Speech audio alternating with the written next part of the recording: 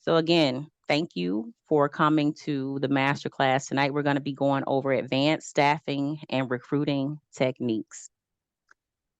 I asked a question earlier, who was able to access the document that was inside of this calendar invite.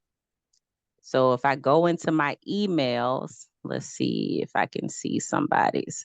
Eric, you said no. This is the email right here. The reason why you were not able to access this email address right here is not the email address that you signed up with. So when I give you guys access to things like Google Drives to avoid outside people being able to get into things, I give access to the email addresses that are the person is signing up with. So I can show you here. Let's see.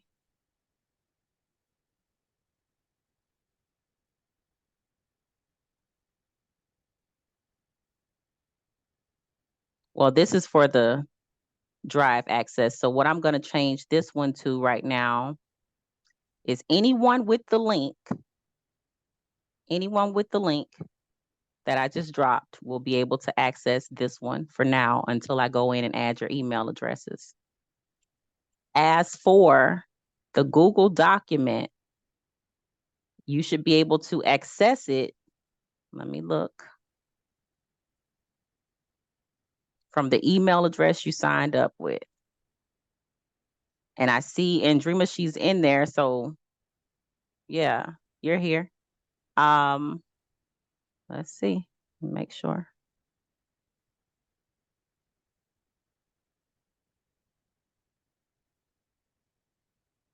Okay, Eric, you're not there. So the email address, that doesn't make sense. I'm going to put this in, make you viewer, and notify.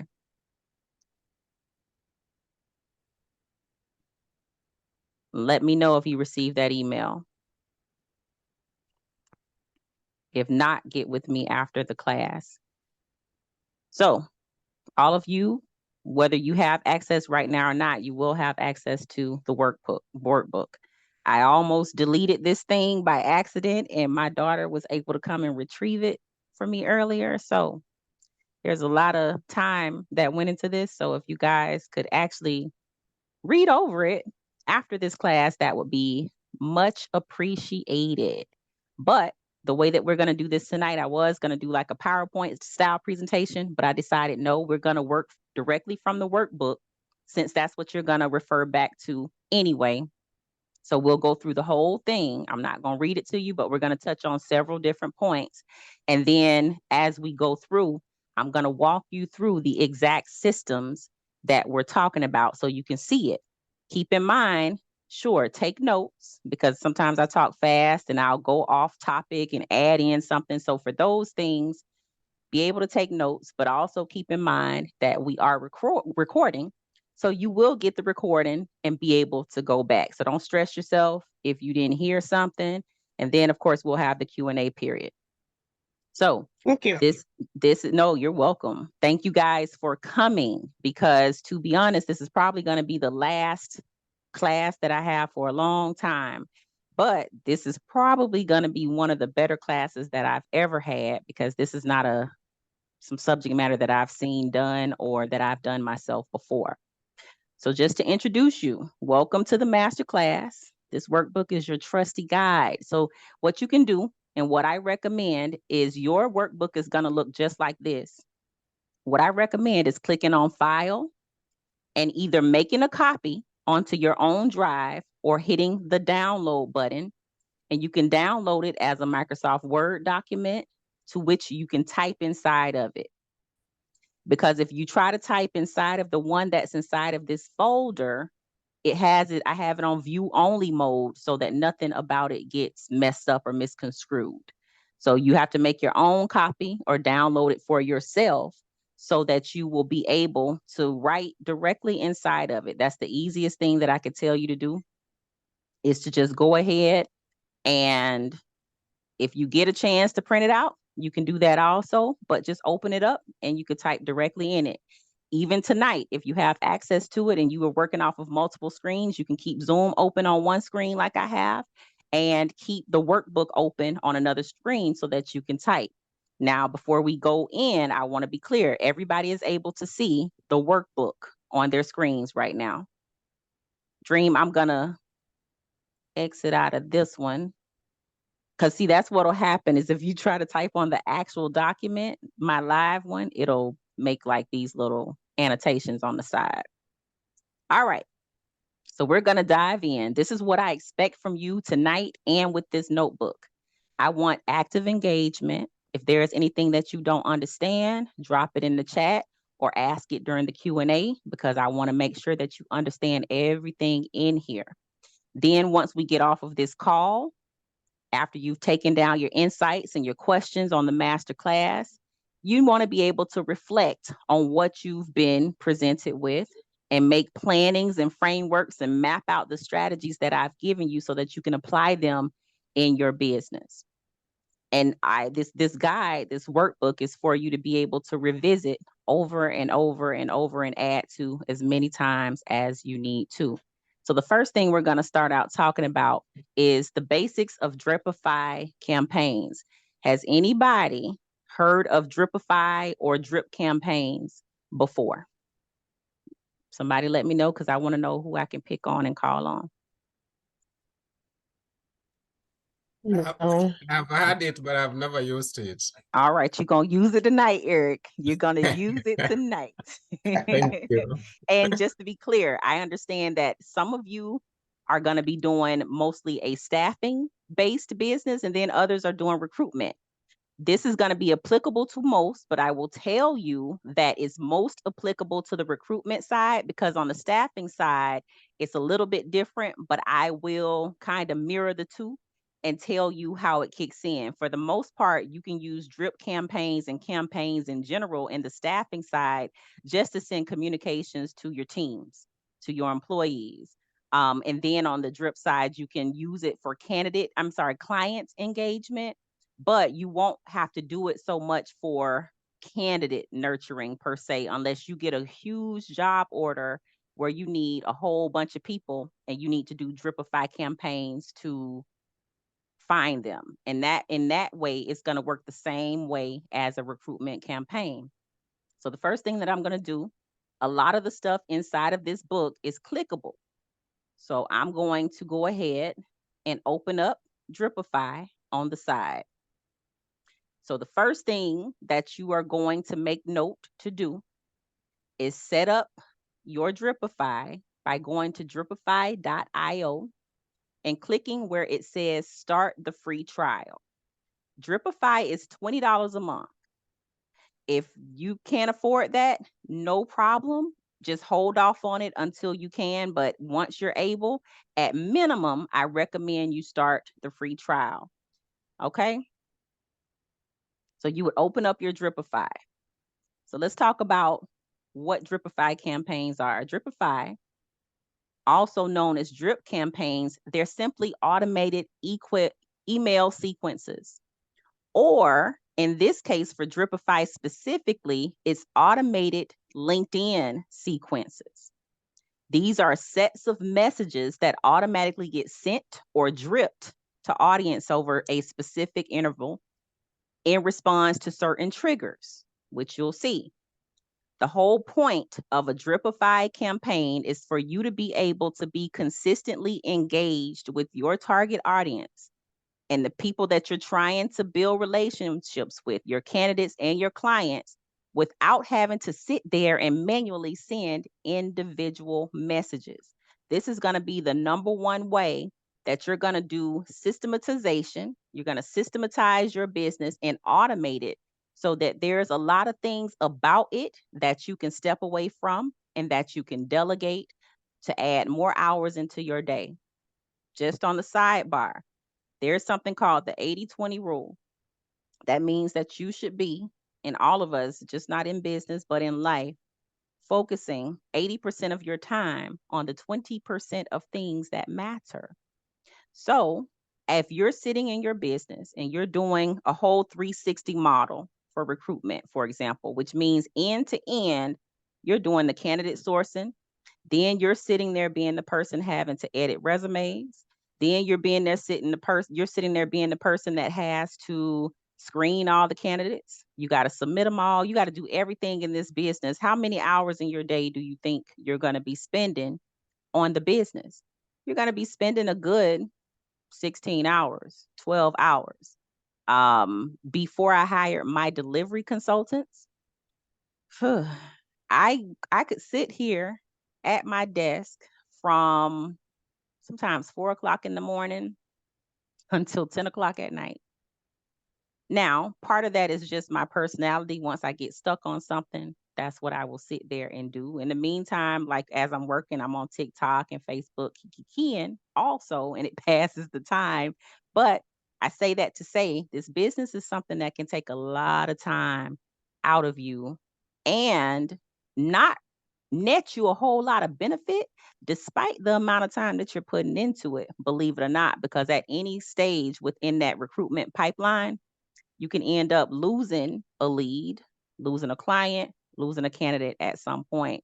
We won't get so much into that tonight, but I'm teaching you how to put automations and systems in place so that you can build a way to nurture your candidate side and your client side all in one. So, why use drip campaigns? Enhanced engagement. It's continuous. That drip campaign does not stop until one of two things happen. Until a trigger happens, maybe the person responds to the message. Once a person responds to one of the messages in the drip campaign, that campaign automatically stops. And then the human aspect has to kick in. You got to come in and come nurture that. But that campaign, if you load in one message, you load in 5 messages, those messages are going to keep running until there's an end point in that campaign. If it's spaced properly, then that allows you to keep on engaging with your candidates and clients over time without you having to sit there and do it. I'm going to give you an example right now that's not in this book. Let's just say you go through the entire candidate journey and you have placed a candidate with a company, whether that be temp or permanent. I would want to nurture that person and have campaigns running that on the first day that person starts, they receive a message that's like, "Oh, congratulations on your first day, blah blah blah." That's day 1. Then maybe day 7, going into the next week, they get another email, "Hey, how was your week?" Then maybe a month later, "Congratulations on 1 month." Then 6 months later, and so on and so forth. You're constantly engaged. One thing that can cut down on both the staffing and recruitment side is situations where you're not abreast of what's going on internally at the client. So you can get ahead of knowing how that candidate is feeling, how that employee is feeling, anything going on in the company that they might want to let you know about. Because if that person doesn't stay throughout the warranty period on the recruitment side, which can be anywhere from 30 to 90 days, if that person drops off at any point in that time frame, you lose money. Either you got to replace them, so you losing money by way of the time investment, or you lose money by way of just having to refund that client for that candidate that was placed and did not stay. So Dripify campaigns are ways to keep the lines of communication open in your business. Automated efficiency. Once you set it up, the drip campaign runs in the background on its own. All the things that I'm going to teach you tonight are some things that can be running in the background on their own so that you can create what we call an omnipresence when you step away from your business. This automation allows for there to be time saving. And again, it ensures that consistent communication daily or weekly or monthly or whatever you need it to do. Another way that it allows is for you to tailor messaging. So you can segment your audiences. If you're going out, messages that go out to candidates are going to be very different than messages that go out to clients. So you can tailor and customize your messages based on this segmentation that you'll see that you can have. Improve conversion rates. It has been shown that regularly engaging with people, they might get tired of seeing your stuff and decide to, oh, let me open, this is 5 emails in. Let me go ahead and open this email and see what she's talking about, or open this LinkedIn message. Now, is everybody going to open your message or see your message and be happy? Not necessarily. But overall, understand that you only have a certain number of different types of communications. They're either going to tell you, I'm not interested. I am interested. Don't contact me anymore. Try me again later. So for those type of messaging, through your delivery consultants or drip campaigns, you can respond to those with pretty much automated messaging and keep the lines of communication. Even when you're ending communication with someone after they've either told you don't contact them anymore or you decide they're not engaging, you can still leave it open ended by a way that I'm going to show you. So I don't know if anybody's told you yet, but I'll stress again, this is a sales business. As the owner of a staffing and recruitment firm, you are going out and you're winning new business and you're nurturing leads. So you're a salesperson. So this goes with sales. The key components of any good drip campaign are the triggers. The triggers are, what is the action or event that starts the campaign off? This could be somebody signing up. If you sign up for my digital toolkit, for example, as soon as you sign up, that triggers what we call a zap, and we'll get into that too. And that zap automatically adds you to my mailing list. Once you get added to my mailing list, you get stamped as a part of my staffing segmentation. And then once you're stamped as a staffing mail subscriber, you'll get a certain type of email from me automatically. Also, with timing, you decide the intervals at which these messages go out. So you can have them set up to trigger immediately, a day later, a week later, whatever. But the cadence with which you send your messaging out is important. You don't want to send all the messages in one day. Another a tidbit of information that might not be in the book, I don't remember putting it in there, is that on average, it's been shown that it takes 7 messages, outreach attempts, emails or messages or whatever, to get somebody's attention. 7. So if you're a person who is shy about reaching out to people because you don't want to bug them, this ain't going to be for you, because you got to be willing to continue to message and message and message. I had a guy on LinkedIn. I don't always check the messages. My delivery consultants check them and put them on a spreadsheet for me, and then I reply to them. But I saw one in my LinkedIn where I was trying to get in contact with key decision makers at a client that I'm trying to acquire. And this guy, he wasn't a key decision maker, because sometimes, as you'll see with Dripify, sometimes it's not so accurate in how it finds leads, right? So it had sent a message out to this guy who, he was a manager. I told it to find all the managers at this company. He was a manager, but he was like one of the low level managers in the store level, not at the corporate level.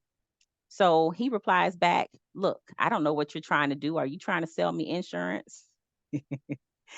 And I replied back. And to that particular one, I was like, well, I have a lot of credentials, but I don't have insurance sales credentials. Anywho, this is what my business does, blah, blah, blah. And I left it there. I pretty much left him on read, but I made sure I dropped my capabilities deck right in his inbox so that he knows what Care Dynamics in is, and he can proceed to block me or whatever he wants to do. But just as an example, the moment he replied to that drip, it stopped. And then it's on me or somebody on my team to go in and respond or not. Content. Every message needs to provide value. You're not going to load these things. You're not going to pay $20 a month to put hello, hey, hi type messages. You want to be strategic about your content. Audience segmentation. Not every message, like I said, is for everybody. So with MailChimp in particular, there's ways to segment people out. I have 3 segments in my MailChimp. My staffing consumers, as most of you are and started out as, you bought something from me, whether it be the digital bundle or some one-on-one consulting or something. So you're a staffing consumer. Then I have my candidates, and then I have my clients. And usually for the MailChimp, I use the client side as being solely for my independent pharmacy owners. I don't really use MailChimp right now for clients in any other way, because one thing with my staffing and recruitment business, a lot of the client engagement, I still do it myself.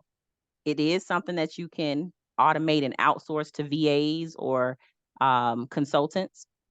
But for right now, I'm more comfortable doing my own individual engagement, because for my business, um, I'm not a whole high volume client type thing. I like to focus on a company where I can get a whole bunch of roles from them and try to nurture that one client. So right now I have 5 clients and they keep me plenty busy in addition to the staffing splits. And I'm lying. I have 13 clients on the independent pharmacy side. And that's because one of my clients it's a group of pharmacies. It's several different pharmacies and it's all under one conglomerate. So on the staffing side, I got a lot of clients, but it's still not a whole lot of work. And then on the big client side, I might have one client that has 40 something roles to fill. If you're a part of my staffing splits, we have one client that has like 400 and something roles state by state to fill. So in that case, you got one client, but they're giving you a whole lot of volume. So you don't necessarily have to go and have a whole bunch of clients. So when it comes out to mapping your first drip campaign, you need to focus on what's the purpose or goal of this campaign. Who is the target audience? What triggers will initiate the campaign? And then you sketch out a timeline for when the messages are going to go out. You want that first message, day 3, day 7. So let me show you what this looks like. And keep in mind, there are some certain things I cannot show you just for client confidentiality. But you'll be able to see the recent campaigns here. So the one that I want to show you, I'm going to show you this one just because I'm probably going to have to kill it soon, because I found out that this particular company is using what we call an RPO. So they're outsourcing their whole human resources function, which means that they're trying to get away from using staffing agencies. I don't think that's going to work out for them. But let's just start here.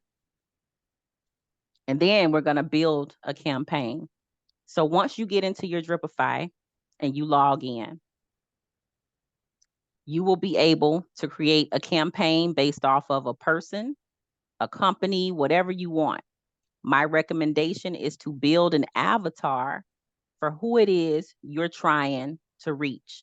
So my avatar in this case was AmeriHealth Caritas decision makers.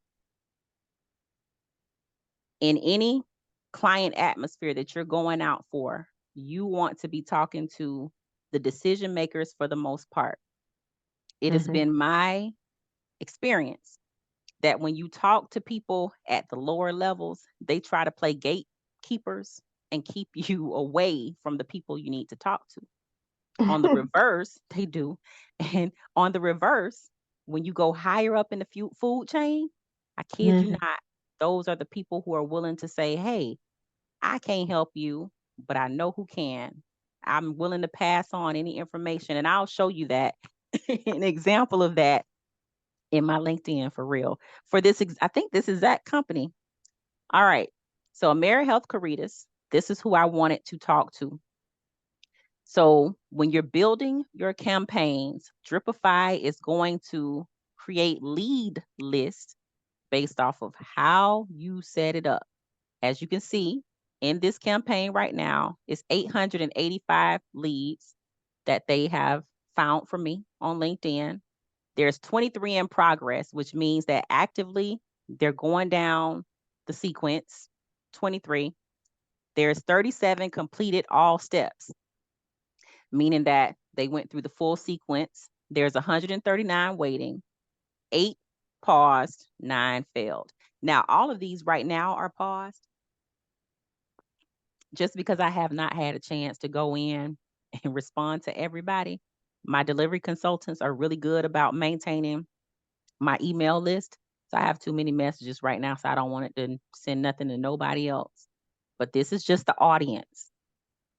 The sequence looks like this. And don't worry, if it looks like a lot, we're going to build one.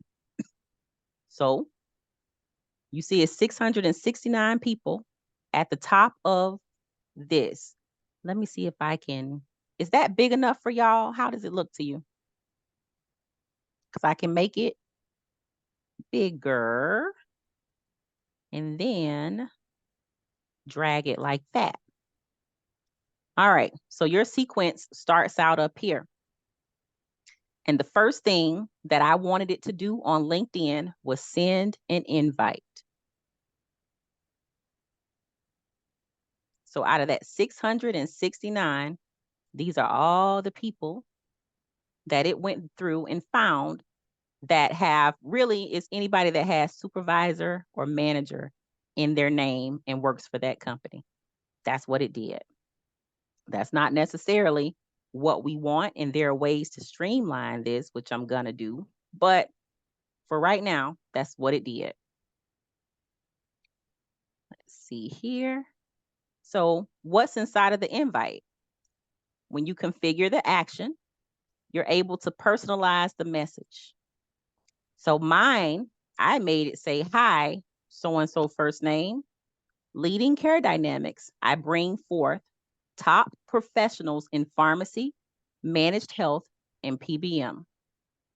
With my RPH background, that means registered pharmacist, and the people that I'm reaching out to know what these monikers are. That's why I'm comfortable using acronyms in this case, because I'm reaching out to people that are in this space so they know what PBM, pharmacy benefits management, means.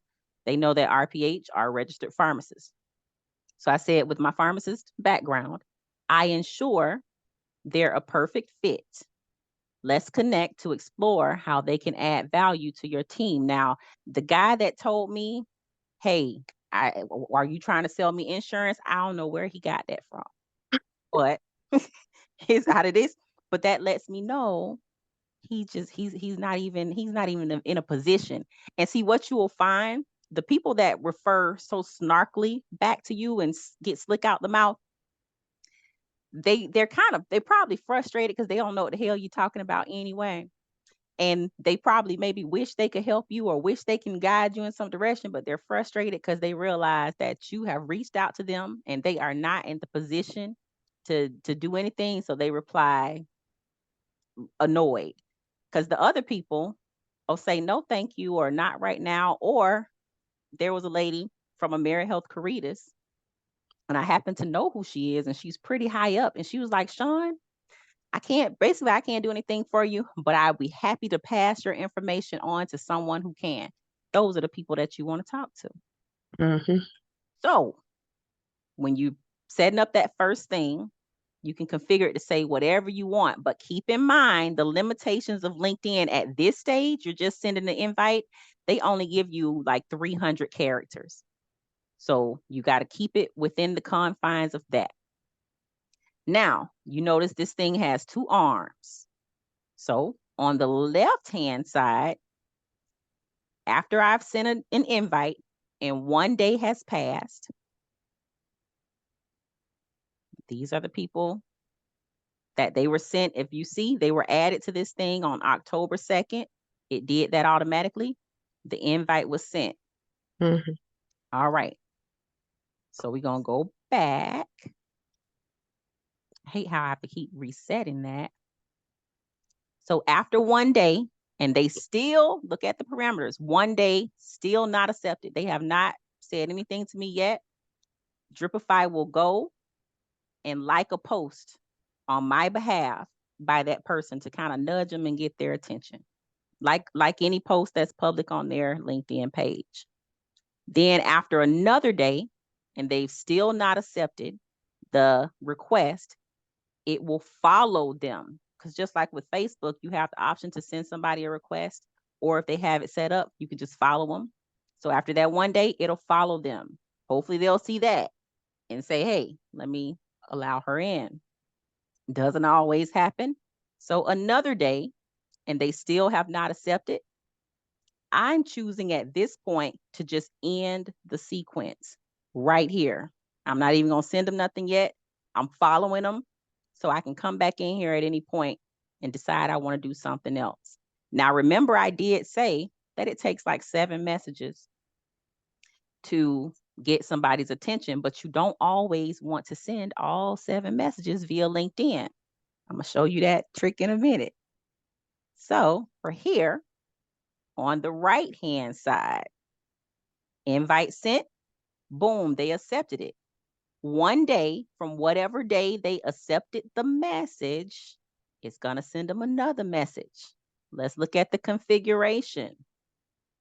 All right. So that one day after accepting, it says, thank you for connecting. So-and-so first name.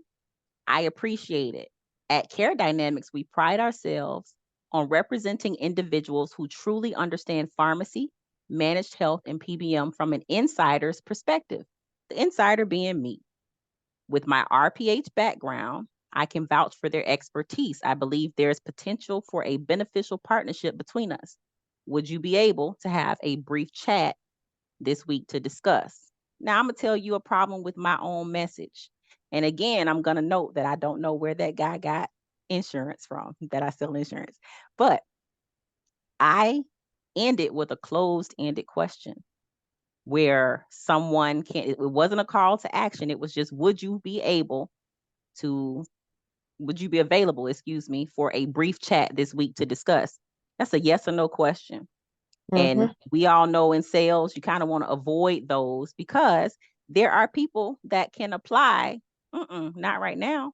And literally, LinkedIn has an auto responder where all they got to do is hit the message that says, no, thank you. I know because I hit it all the time. It's funny because I don't like to be sold to, but I'm selling. But it is what it is.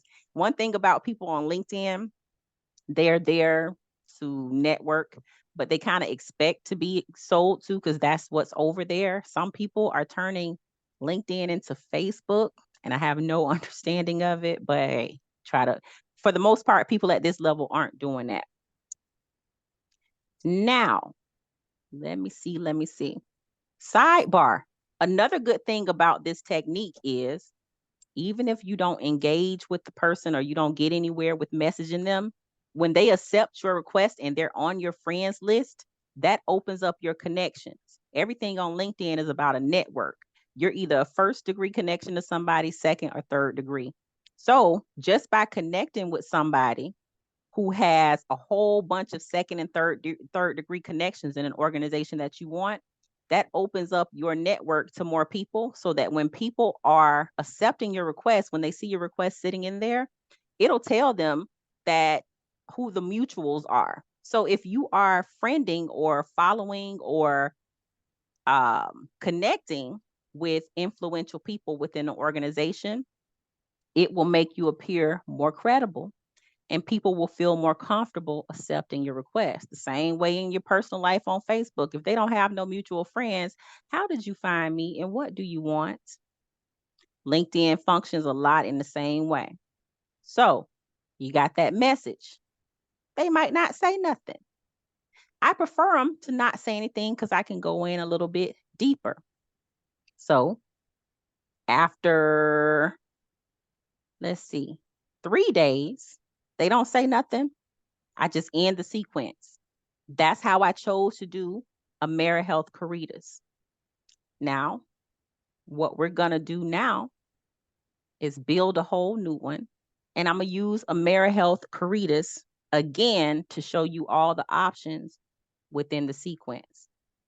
So once you come, I don't reckon I didn't pay my $20 for the month because it shows saying upgrade. We're going to see. Let's see. So if I come back to my dashboard and I decide I'm going to make a new campaign. So when you start, you're not going to have any of this. So you're going to start with a new campaign. So you click on that new campaign, and the first thing that it wants you to do is provide a list of leads. How are you going to do that? Add leads from LinkedIn to your campaign. So I'm going to click on it and show you the options. You can either get them from a LinkedIn search. You can paste individual URLs from the individuals. For example, you saw the one that said Jeff Taylor at the top. He was the only person in that campaign that I wanted to reach out to for a reason. Or you can upload a CSV file, which is essentially a spreadsheet, like a text spreadsheet. And if you have the information you want, particularly the URLs, all in a Excel spreadsheet format, you can upload them that way. My recommendation is to use the LinkedIn search option, but we don't have one. So let's go create one. Give me now for what you might see in my LinkedIn, because I have not been in here. So I've been having my delivery consultants do it. Right now we're using Sales Navigator. I alternate between Sales Navigator and LinkedIn Recruiter Lite. We'll get to the disadvantages and advantages of that later. But right now, you're looking at like this is regular LinkedIn. So if you don't have any special permissions or subscriptions, this is probably what your LinkedIn is going to look like. So when it says LinkedIn search, you would go in here. As a matter of fact, you can see the last things that they search for: surgical technologist, radiologic tech. Let me see if I can find a good search to use. Here's a good one. This is the one that I use to create that other drip. So I used what we call a Boolean search, which is where you have the and or statements and your quotation marks for what you want to include. So I said anybody that's a manager or supervisor and works at AmeriHealth Caritas. I already know I need to go in and maybe change that. First of all, by analyzing the type of roles at AmeriHealth Caritas that are most likely to lead me to a decision maker or a real manager that can make the decisions hiring wise. So let me do that live for you. So I'm gonna go back one real quick, and I want to look at that other campaign. Do I want to save it? Don't worry about it. No. All right. So if I go look at this campaign and I go in and I look at all the leads, it will tell me what their headline is. The headline is what you put in your LinkedIn right here. Everybody, mine got all this stuff in it.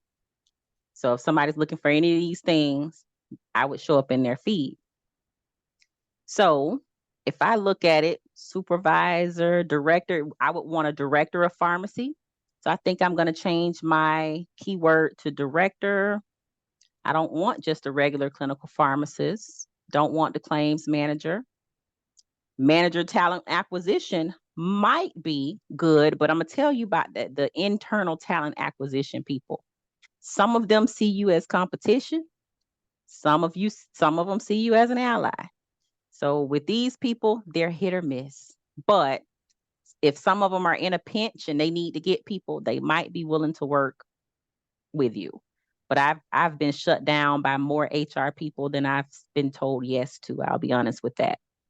But you got all the senior recruiters. Again, here's another director, a president. You might want a president.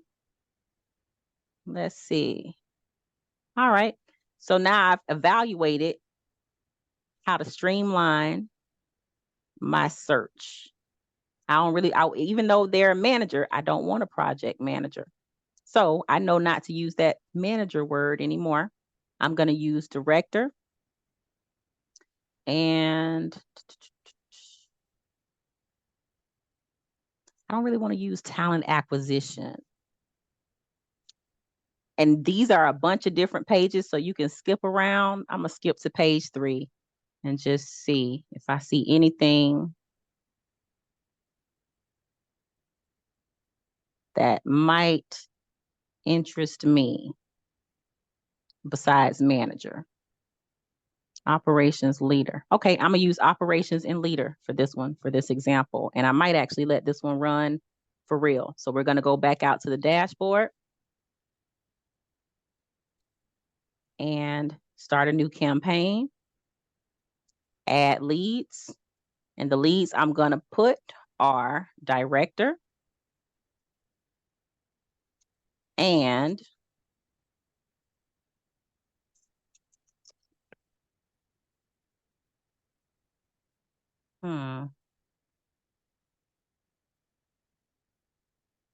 let me look at one other thing. Because one thing about leads, your output is only as good as your input. So let me look at one more thing. If you create one by accident, it's easy to delete it.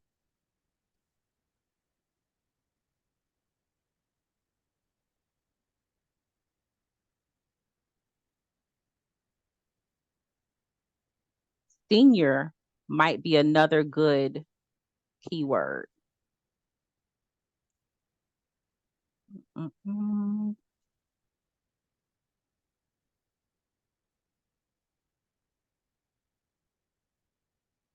Workforce manager. That's an interesting one to look at. I don't know what that entails in terms of AmeriHealth Caritas, but one thing that I do for Care Dynamics is I don't call myself all the time a staffing and recruitment agency outright. I say a workforce management and staffing augmentation firm. Make it sound jazzy, because a lot of times if you say you're an agency, you'll get shut down at the door. Sidebar. Operations is another good word. Jot those down, because that's going to apply across companies.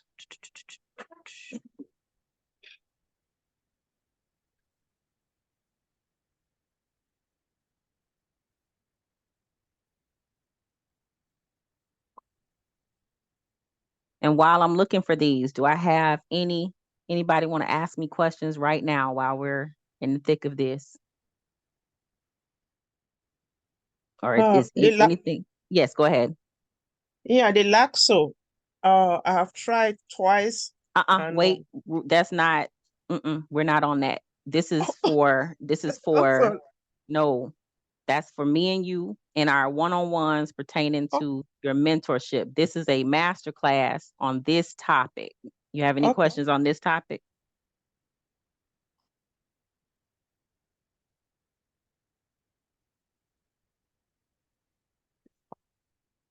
Anybody have any questions on this topic so far?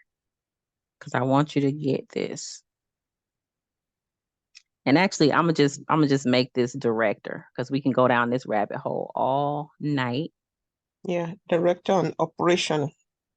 Yeah, we'll put that in there. So let's go back to the dashboard.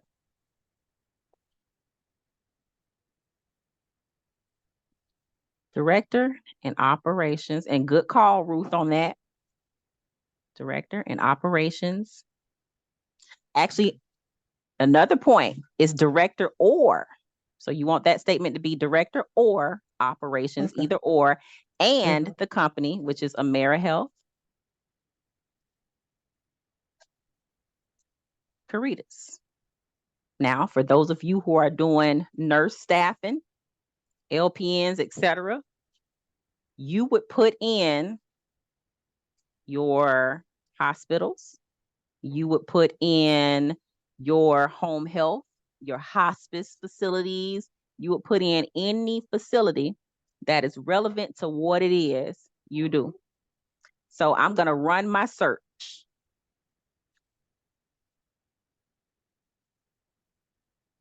All right.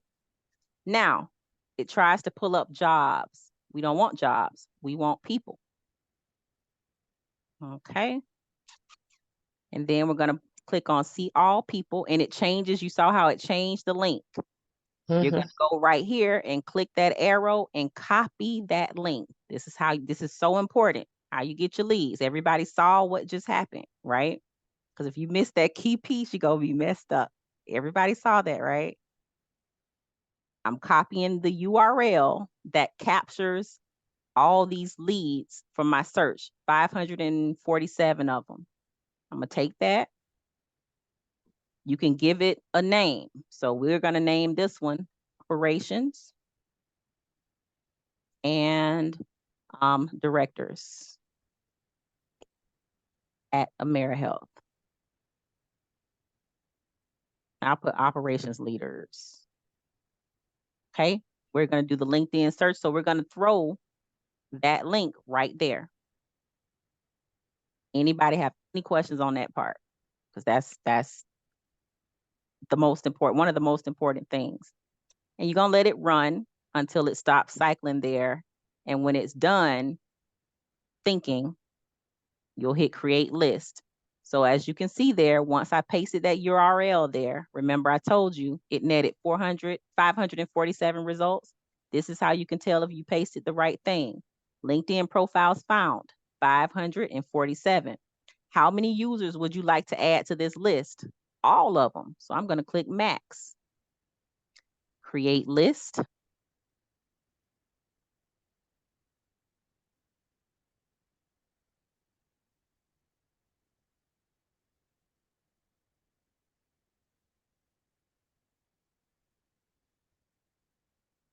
All right, we got our list of leads. So we're going to hit next. Now, what do you want to do? Lead generation. You can get them to endorse your skills. I don't recommend it. Extra profile views, don't care about it. Custom campaign, maybe later. For now, we're going to do lead generation. Select template. And all those do, the different ones, is it auto creates a sequence for you that you can edit based off of what you're looking for. So if I just go back one and show you something, on the other ones that I did, maybe it's not going to let me do it now. I did custom campaigns, but you can customize these, but we'll start with this so I can show you what comes up automatically. So the first thing with LinkedIn is going to be the sending the invite.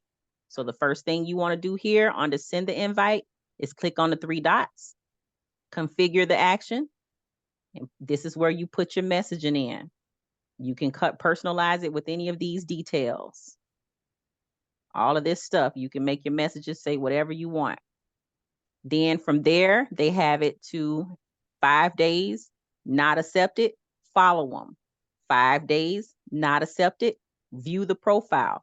The reason why that one works is because if you have your profile open, LinkedIn will show the person, Sean Thompson, blah, blah, blah, view my profile, and then that'll pinch people to kind of go see who you are and maybe connect that way.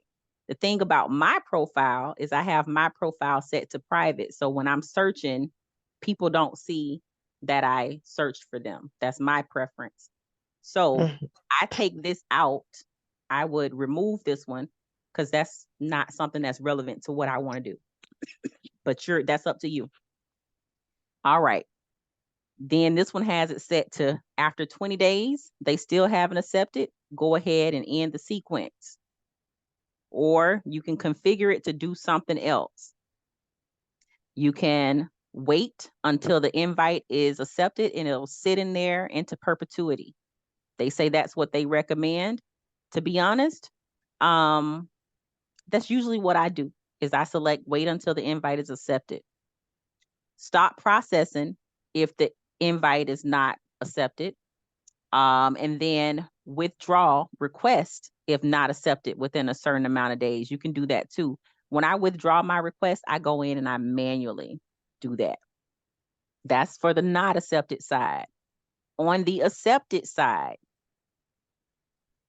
Once they accept, this one says an hour later, go in and endorse some skills. On LinkedIn, you have skills and people can go endorse them. So LinkedIn, this Dripify will go in and endorse people's skills for you if that's what you want to set it to. You can remove these too and substitute something else. Then after you've endorsed skills, it says wait an hour, send a message. Wait 3 days, send another message. 4 days, another message. 1 day, cut it off. You can make this chain go as long as you want. I'm not going to do anything from here because I don't want this to go live yet because I've not customized anything. So this is a good stopping point for this. Do you have any questions relevant to this right now? Because I'm going to show you some more Dripify features. But this is the main thing about Dripify. Dripify is not so much for the email, but I'm about to show you a good technique that makes it help you with the email sequences that you're going to do in MailChimp. But this is primarily for nurturing your LinkedIn leads. And then, of course, once you get this all set up, you would go to step 3, summarize, and you would launch it and you would watch it run. Now, let me show you some cool things about it. In the inbox, no, I don't want to save that one. The people who you sent messages to, you can see where it says you, that's me. It's sent all these messages and I can see who's responded. I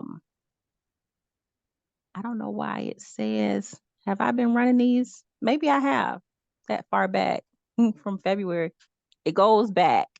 But you can reply to the messages from in here. I don't do that. I'm going to show you how I do my messaging real quick. Now, if you are only a one-person team, do your messages however you want. But for me, I go inside of my drive and I go, as you can see, I'm very Google Drive heavy. I have a Google Drive for every Google Drive folder for everything. My internal back office, if something happens to my Google Drive, I don't know what I would do because everything is in here. So this is Care Dynamics back office. So I have a folder for LinkedIn. This is what my delivery consultants do for me.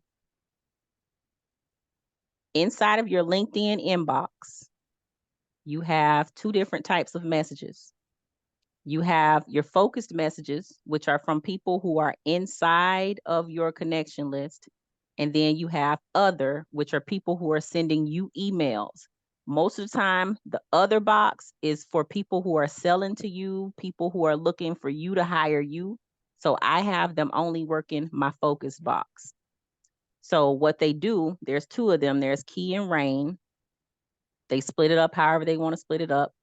But their job every day, you can see the last one message I received, I guess, was from Lacey Owens on October 3rd. Every day they check my messages and they tell me whether or not that is the message is from a candidate or it's a business connection. And what I do, the highlighted ones are me. I go in and I focus on my business messages. I leave the candidates up to them unless I peruse the whole thing, scan it, and if I see something that I need to jump in on, I do that. But I'm primarily focused on the business type emails. And if there's something I need to follow up on, like Maya Holloway, I need to go back and see what Maya might have said, if she turned me down or not. So this is the other thing I have them do. I have them link directly to the message. So tell me what the last message was. It's in here. See how I can open it out? This is what Maya Holloway over at CVS sent me.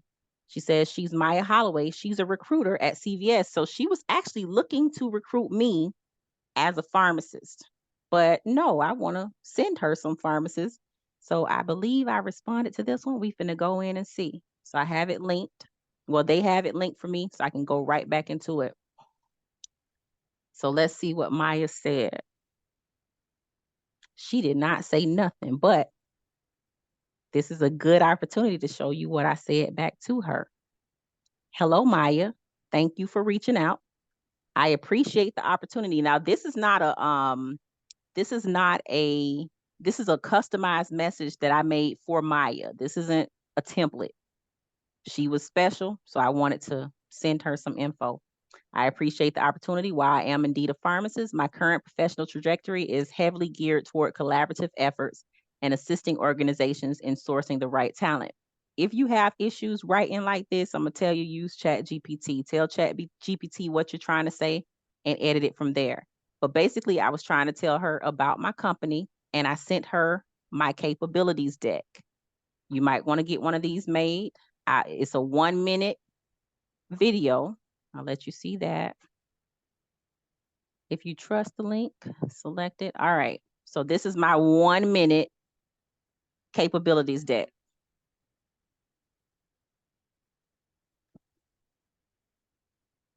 And I won't go sit here for a minute.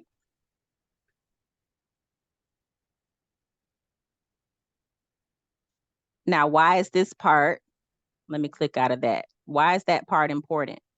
Because within my sequencing, when I start, I'm going to fix my sequencing to include that automatically. I didn't have it before. I didn't have the deck ready.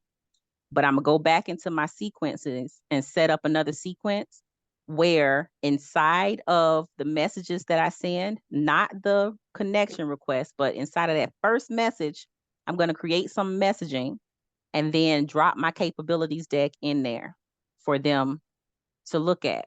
Then nobody will have a question about what it is I do and whether or not I sell insurance.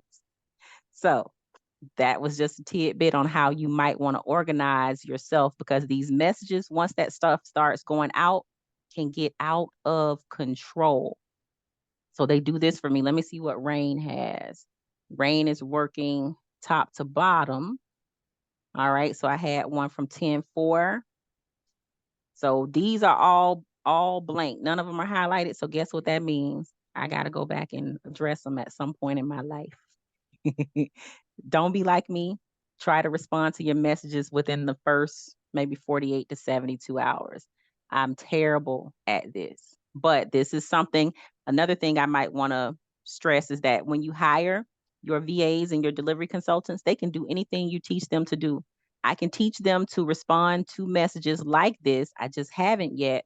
But keep in mind, remember I said your messages are going to fall under only a few categories. People are going to either say they're interested, not interested, don't contact me, try me again later. So you should have a few automated messages for your delivery consultants to use, or even for you to copy and paste and respond back to each of those message types. All right. Let's go back into our Dripify. Are y'all liking this? Or am I completely losing you? Tell me.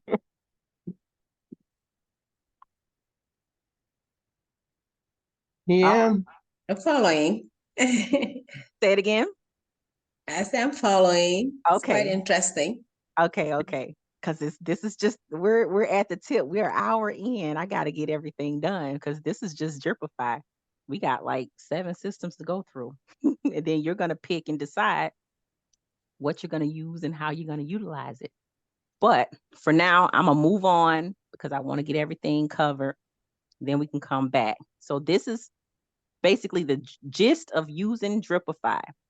One thing I did want to show you is what it looks like on the candidate side. Let me go into my focused messaging. This is one of my consultants. This is what they're doing. Okay, they sent that to her. I'm looking for one that's gone out to all the ones that say leading care dynamics are the Dripify. Here, let's look at Cynthia Curry. All right, so I got to get on them because it's not supposed to do this. They're supposed to reach out to people as themselves and pretty much say, hey, I'm so-and-so, Key or Rain, reaching out on behalf of Sean at Care Dynamics, but they're still messaging people as if they're me. And that can come to be problematic when it's time to go and do the screenings because people are expecting me to show up. And for the most part, I refuse to do all those screenings anymore. But this is a simple message from my delivery consultants that says, hi, Cynthia. Not sure if you're currently exploring new opportunities, but I collaborate with several top tier organizations in your region. Would love to share some insights and opportunities. Let's connect. This is a way to engage and nurture the candidate side.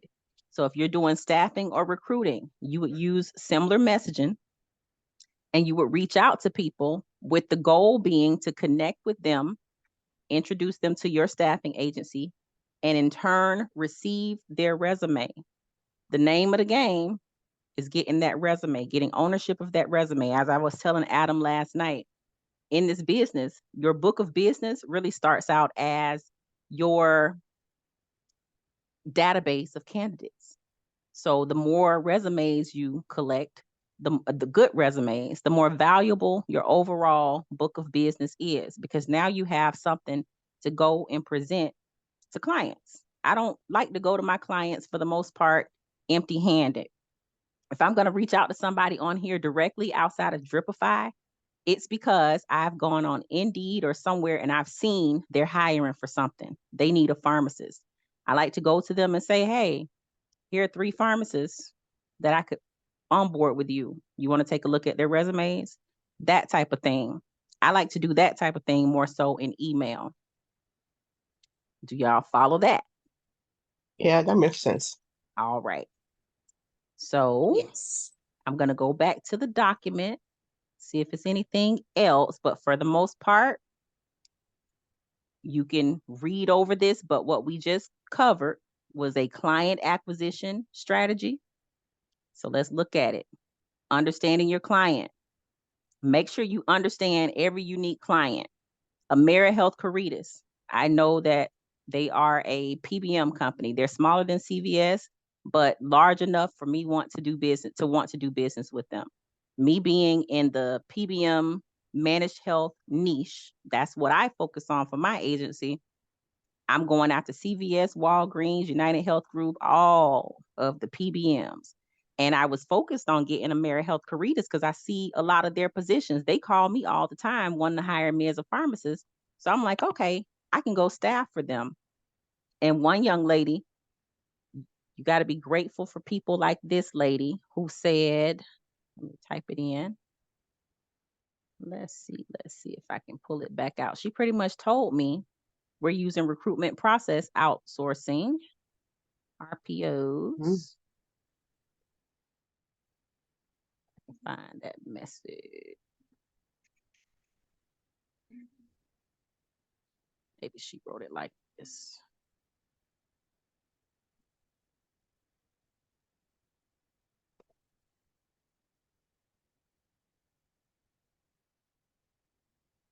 That sucks.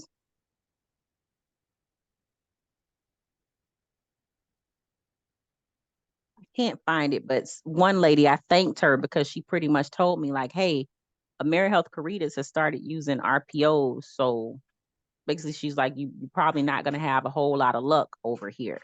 So definitely we want to know those types of things. And we're appreciative to those who respond and tell us. And I still sent her a message and I still made sure that I put my capabilities deck in it, because you just never know. She might not have looked at it or she might have. You never know where your information is going to land on somebody's desk. That's the same methodology of going and dropping your business cards at different businesses. You never know where that card is going to end up and who's going to take it and use it. So your website, your capabilities deck, those things are essentially calling cards, business cards. Your website ain't nothing but a big old business card. Very few people are going to go find your website and say, oh, I want to do business with them. But what they are going to do is when you engage them, they're going to go looking for that website to verify your credibility. So that's how a website works. It's not for you to just set up the SEO and expect your phone to start ringing off the hook with people who are saying, hey, I need a staffing agency. That's almost never going to happen unless you're doing some type of local staffing, like events staffing, some specialized staffing in your office. You have a physical office that's right there near the type of clients you want to attract, like a labor pool, for example. You specialize in construction labor. In that case, you might have people looking and Googling and walking into your office to say, hey, I need some 30 guys to go over to a construction site. So be considerate of your niche, knowing how people communicate. I happen to be in a niche where pretty much everybody that's somebody is on LinkedIn.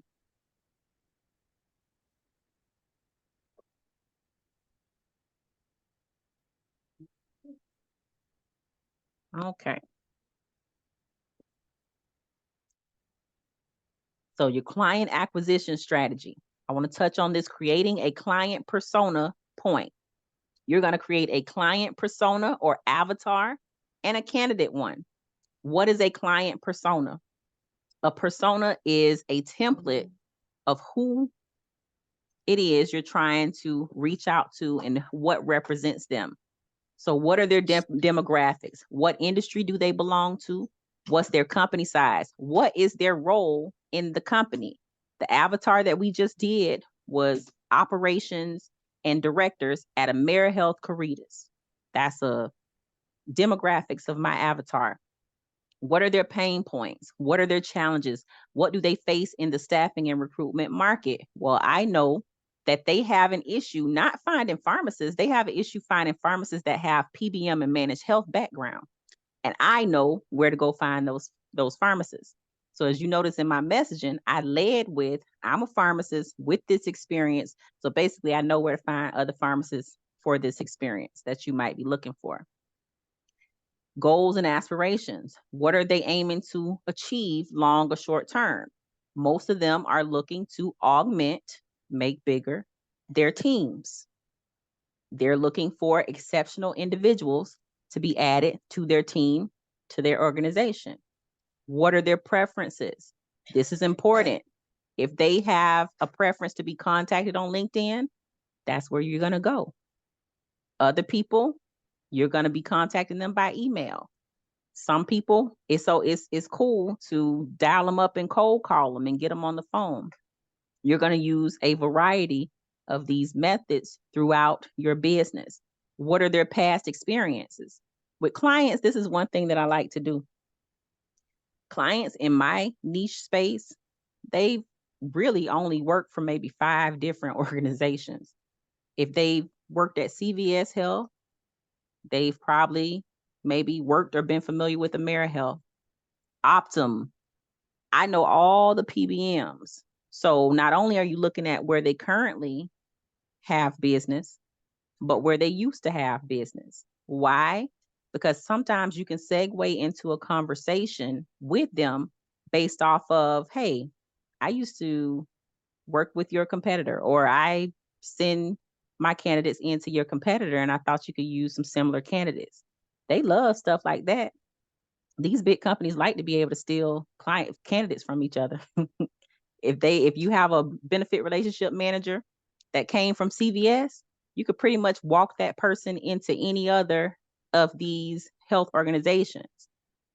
One thing that I did last month was I walked a former BRM from CVS right on back into CVS because it was some shady stuff that happened. I used to be her supervisor, and I left. And before leaving, I told her, hey, so-and-so ain't your friend. Stop getting on the Zooms telling your business because them people don't care, et cetera, et cetera. She continued to do it. She got let go, but she got let go in a shady way. And so the director at that time ended up getting let go. Like the whole Oscar team got let go. And so when I talked to her recently and I was talking about her goals, I was going to try and place her somewhere else. And she expressed to me that she would really like to be back there. Literally, that next day, the BRM position came across my desk, and it took 3 weeks to walk her right on back in there. I asked her, how much money you want to make? She said $75,000. We got her 76. We got her completely remote. So your client persona is going to be based off of not only where they are right now, but where have they been? And where have they been will lead you to more clients. Crafting the outreach, that's what I just showed you. Planning the sequence and what goes into the messages. So I give you ideas like what each message kind of needs to look like. And as we keep going, I put some templates in here for you. You can customize these however you want. I even recommend taking them and customizing them using a combination of your own thoughts and Chat GPT. But this is all in here. You can do I asked for 7 messages. You can do more or less. But remember, I told you it takes on average 7 messages to get somebody's attention. Now, on the candidate acquisition side, same thing. You're going to create a persona for every job pipeline.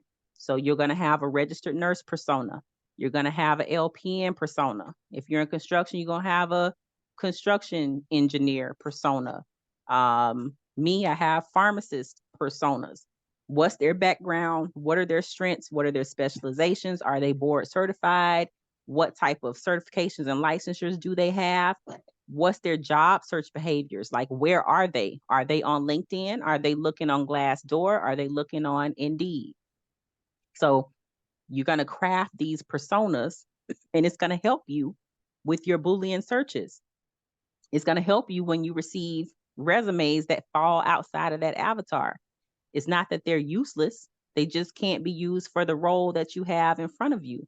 But if they're a good resume, you might be able to shop them around and create a client that way using that candidate. Building your candidate outreach, same thing. I gave you the sequencing generally overall, and then I gave you some examples.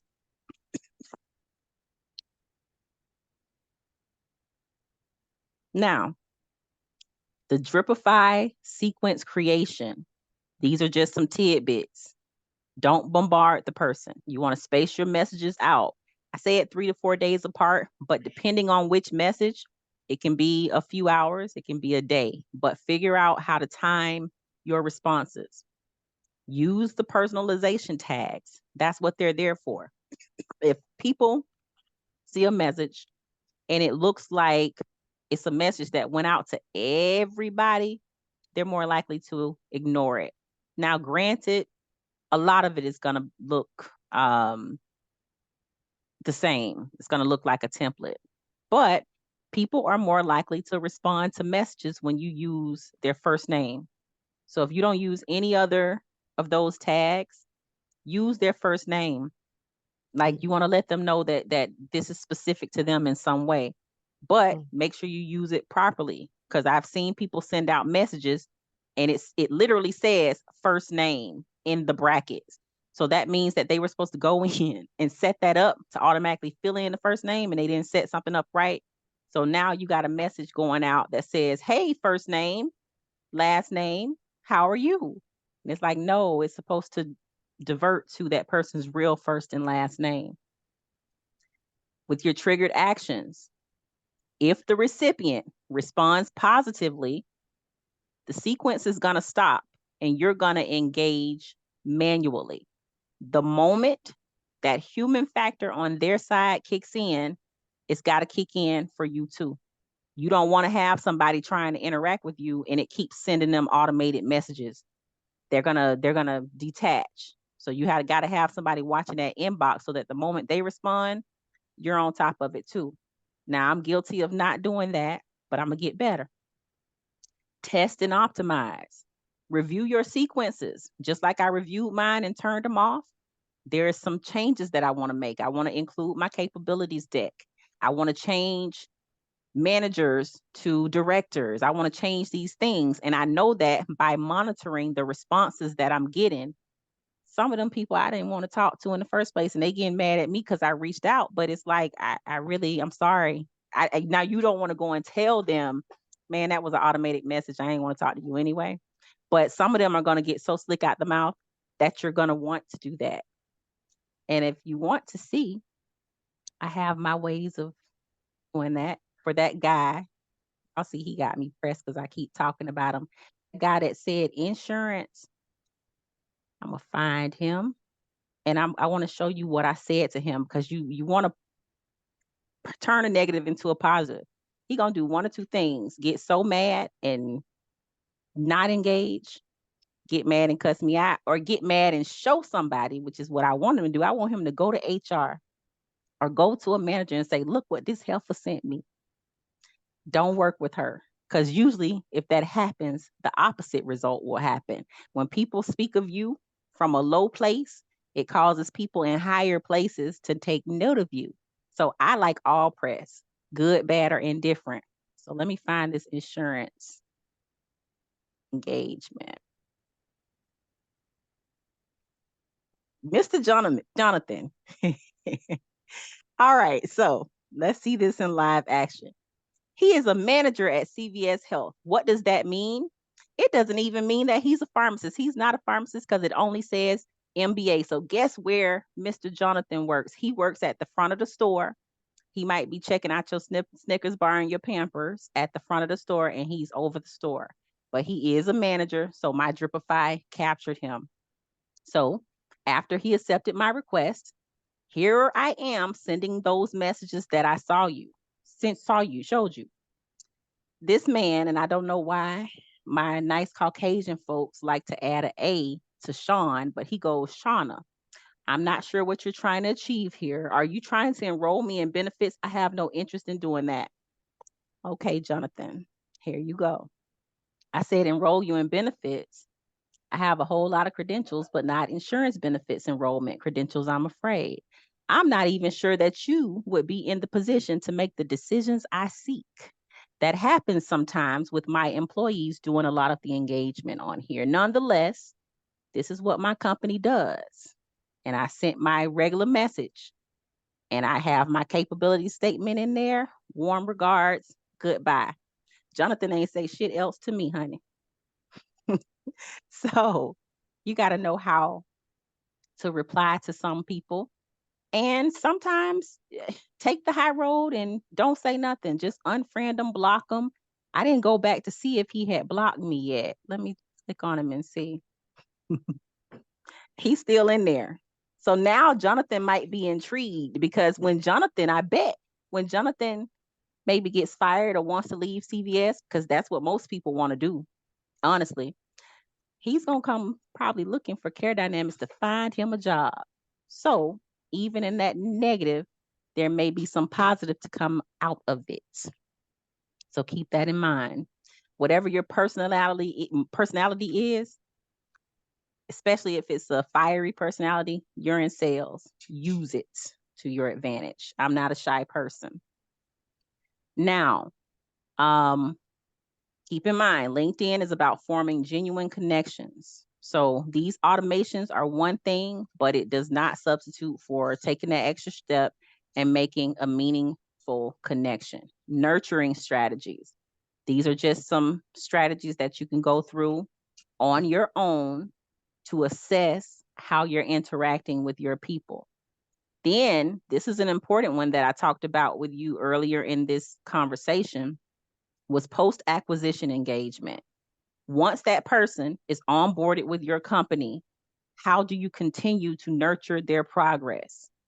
That's outside of the scope of this conversation because we want to get to everything, but it's still important. So I put it here for you to go back and look at. But this isn't really all about automation.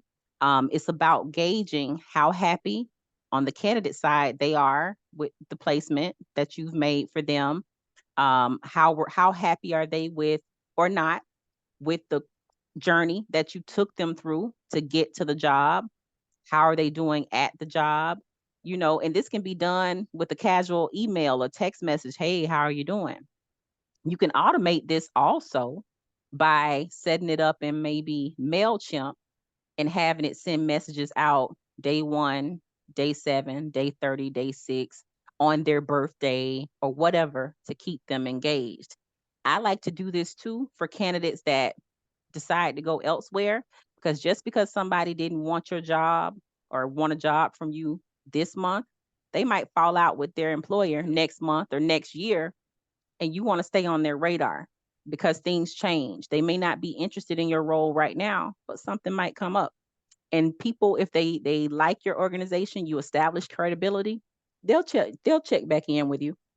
Because our goal with this also is to sell ourselves as a resource to the candidates. I don't just provide placement on the client side. I make sure that I make my candidates look good. I do resume reviews and everything that it takes, interview coaching, whatever I got to do to get my placement in the door, but to also prepare them in general. Like I told one lady flat out after she bragged about her resume, when I saw it, I was like, this can't be the resume you were talking about. And I redid her resume for her and I sent it to her. Never made a placement with her yet. For whatever reason, HCA didn't want her, but she'll remember that and I'll be able to go back to her if I come across another role that fits her. Now, next thing, sourcing with Apollo IO. So I didn't link this one yet. I'm going to go and I'm going to pull up Apollo IO first.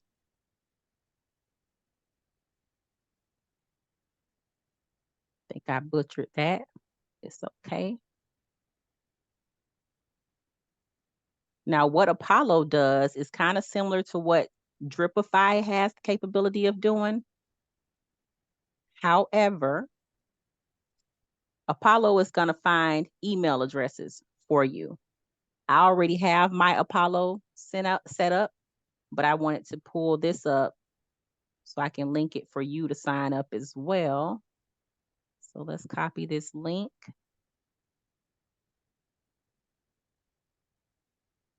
And I'm going to link it to this one. All right. So Apollo IO can be synced with LinkedIn. I'm going to show you what it looks like. I already have it open. So let's use Mr. Jonathan. This is the Apollo IO extension. When I click on it, it pulls up his information, his email, his phone number, whatever. The size of the organization, a lot of stuff that I want to know. Insights can be something that you set up, who his colleagues are.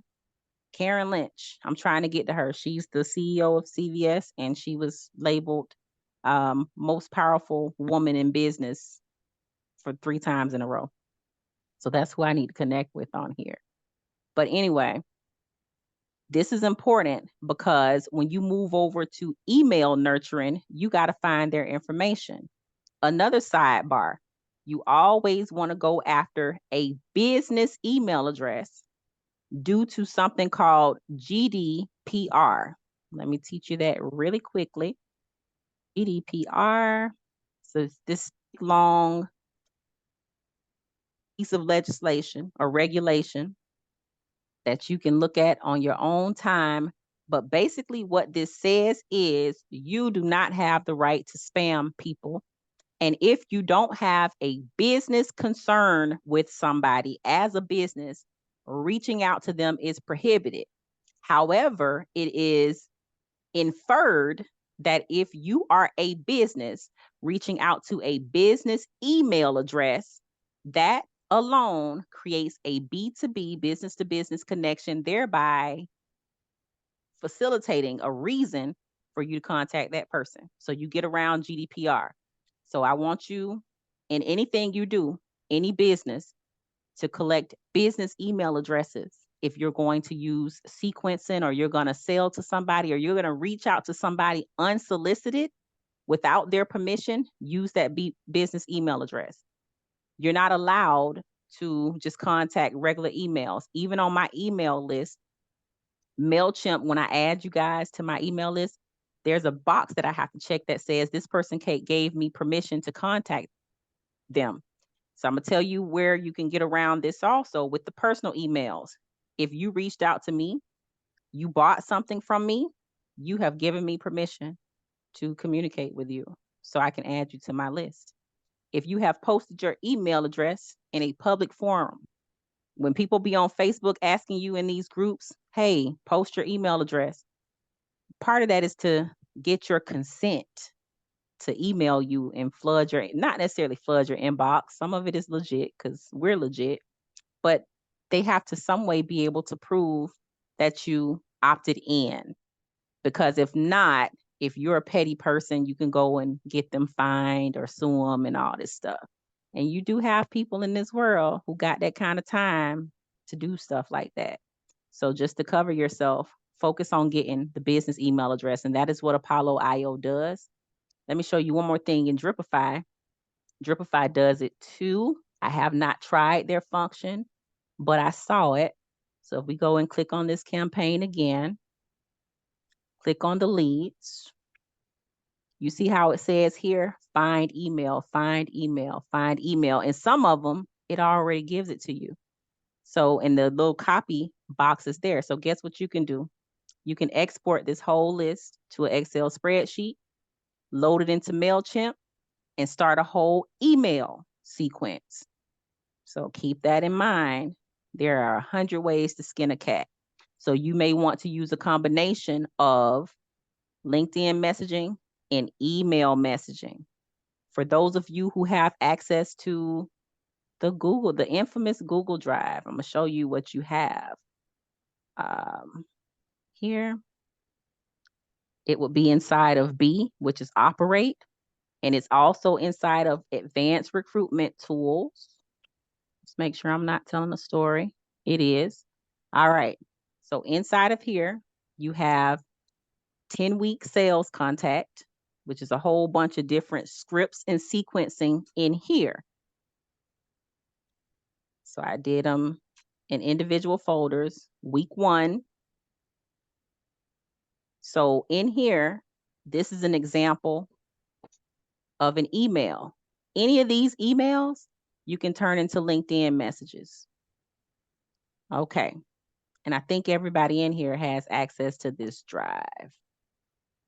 But in addition to the worksheet that I gave you, keep in mind that you have all these sequences in here. So I'm essentially telling you how to use this. You got your LinkedIn sequencing, you got your email sequencing.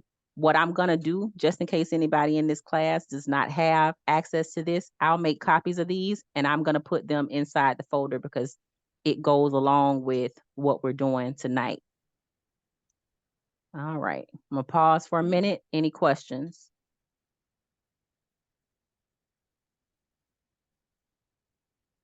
Are y'all still with me? Are y'all alive over there? I don't put y'all to sleep. Yeah. Yeah, we're following. I'm just kidding. Because I can't see the chat. So if I'm just trying to roll it on. I told y'all 3 hours ago by fast with me because I can talk. So sourcing on Apollo IO. The reason why you want to utilize that is if you want to do email sequence and if you want to call people, you can find people's phone numbers. So I give you how to find candidate and client emails and craft email sequences, which brings us to our next system, which is my longtime favorite. There's so many other options for any of this stuff. MailChimp is just my favorite, but they have they have all kinds of these type of sequencing tools. I like MailChimp. I've had MailChimp for a long time, like since my first business. So what this one allows you to do is similar to what Dripify does, but it's for emails. When you pay for the optimized version of this, I think it's $20 also per month, you can build journeys. So let's just look at a pre-built journey. Similar to Dripify IO, you tell it what type of journey you want to go on. So welcome new contacts. I want to, it has a lot of stuff that I didn't know about. New contacts through Instagram leads, find new contacts through LinkedIn. You can do all of this stuff with it. I just want to, let's see, you can do a lot with MailChimp. I haven't even seen some of this stuff. I've had it so long that I don't even do a lot of the new stuff. I just do what I know I use it for. But let's click build from scratch. I'm going to create a journey and I'll put client email. Start building.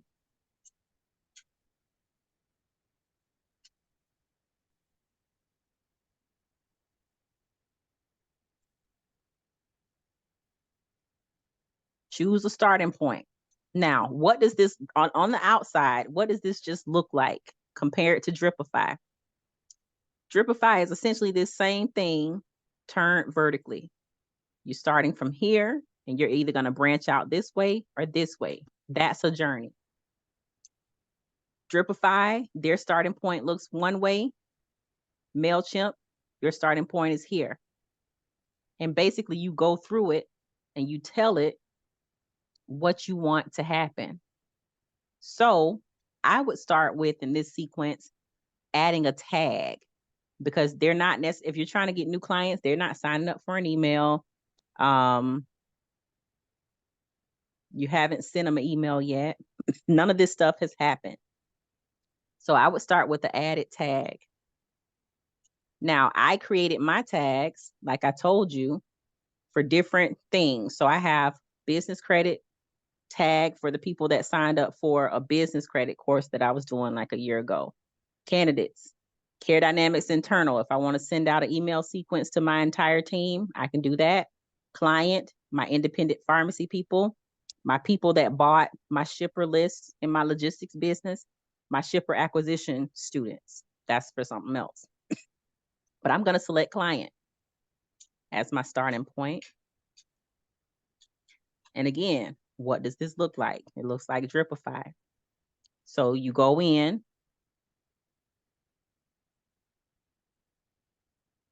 filter who can enter if you want, but the main thing is to add a journey point. And you just start your, theirs is a little more complicated, but you just start your journey, building it out.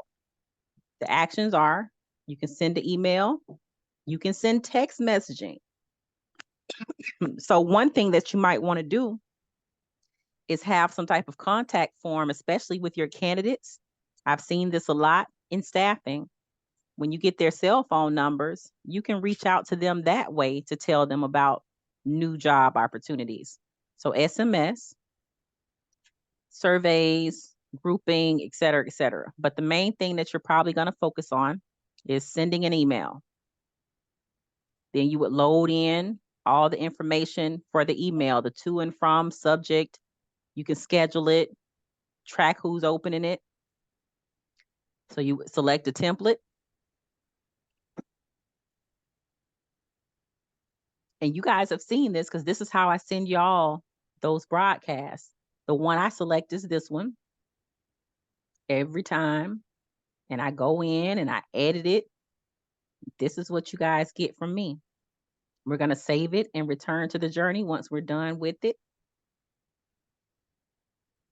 So this is good for if you have a whole big list of potential candidates, you can make a list of the jobs you have open, put it in the body of that email, and boom, send it out to 500 people if you want. Send that email, add a journey point. You can tell it to wait for a trigger, put in a time delay, which is a couple of days. The trigger would be if they open the email, if they respond to the email, whatever you want it to be. All of these are triggers. These new applications are extremely smart. You can make them do everything. I'll tell y'all a secret that might not be a secret. When I send you guys an email in here, I know who opened it. I know how many times you opened it. I know what you clicked on. Like if I had some links in there, I know what links you clicked on, how many times you clicked on them. And those things aren't so much important for me because I'm not a big marketer like that. But if I was into marketing, like that guerrilla marketing, you can tell who's interested in your product by how many times they might have opened an email, how many times they clicked on something.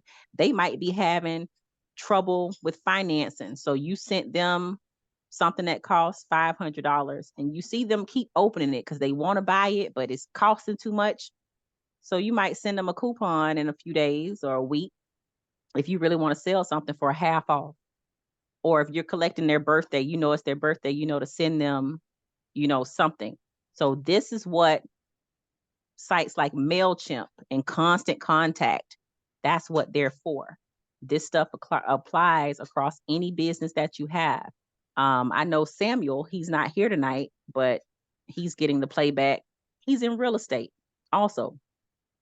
This type of stuff is good for any type of real estate, whether you're buying and holding, flipping properties, setting up these sequences, finding buyers and stuff.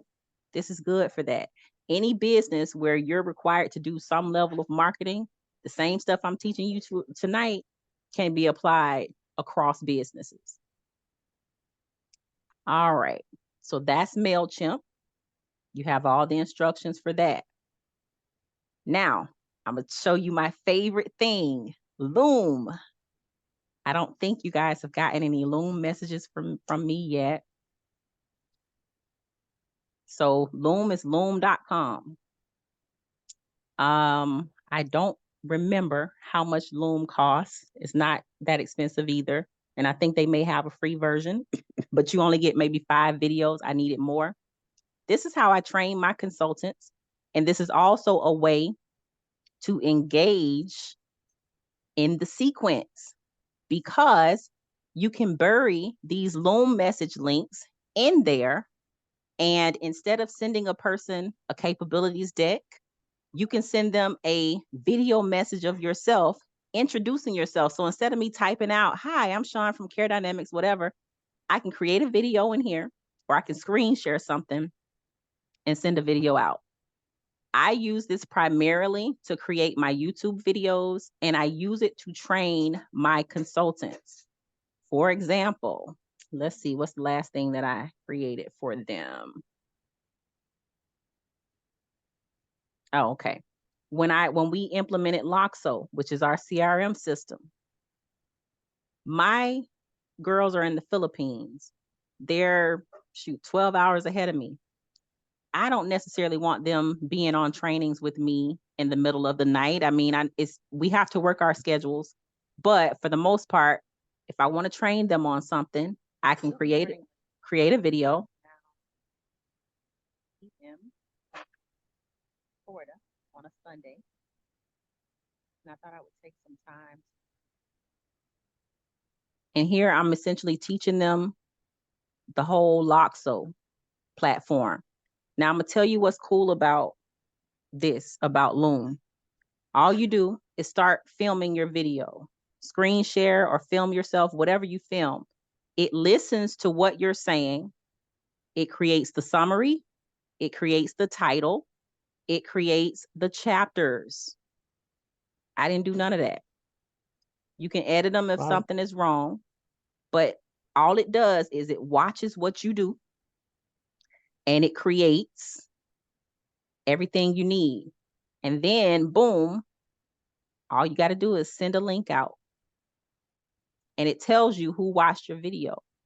It creates a transcript. If you have somebody that might be, hard of hearing, they can read it.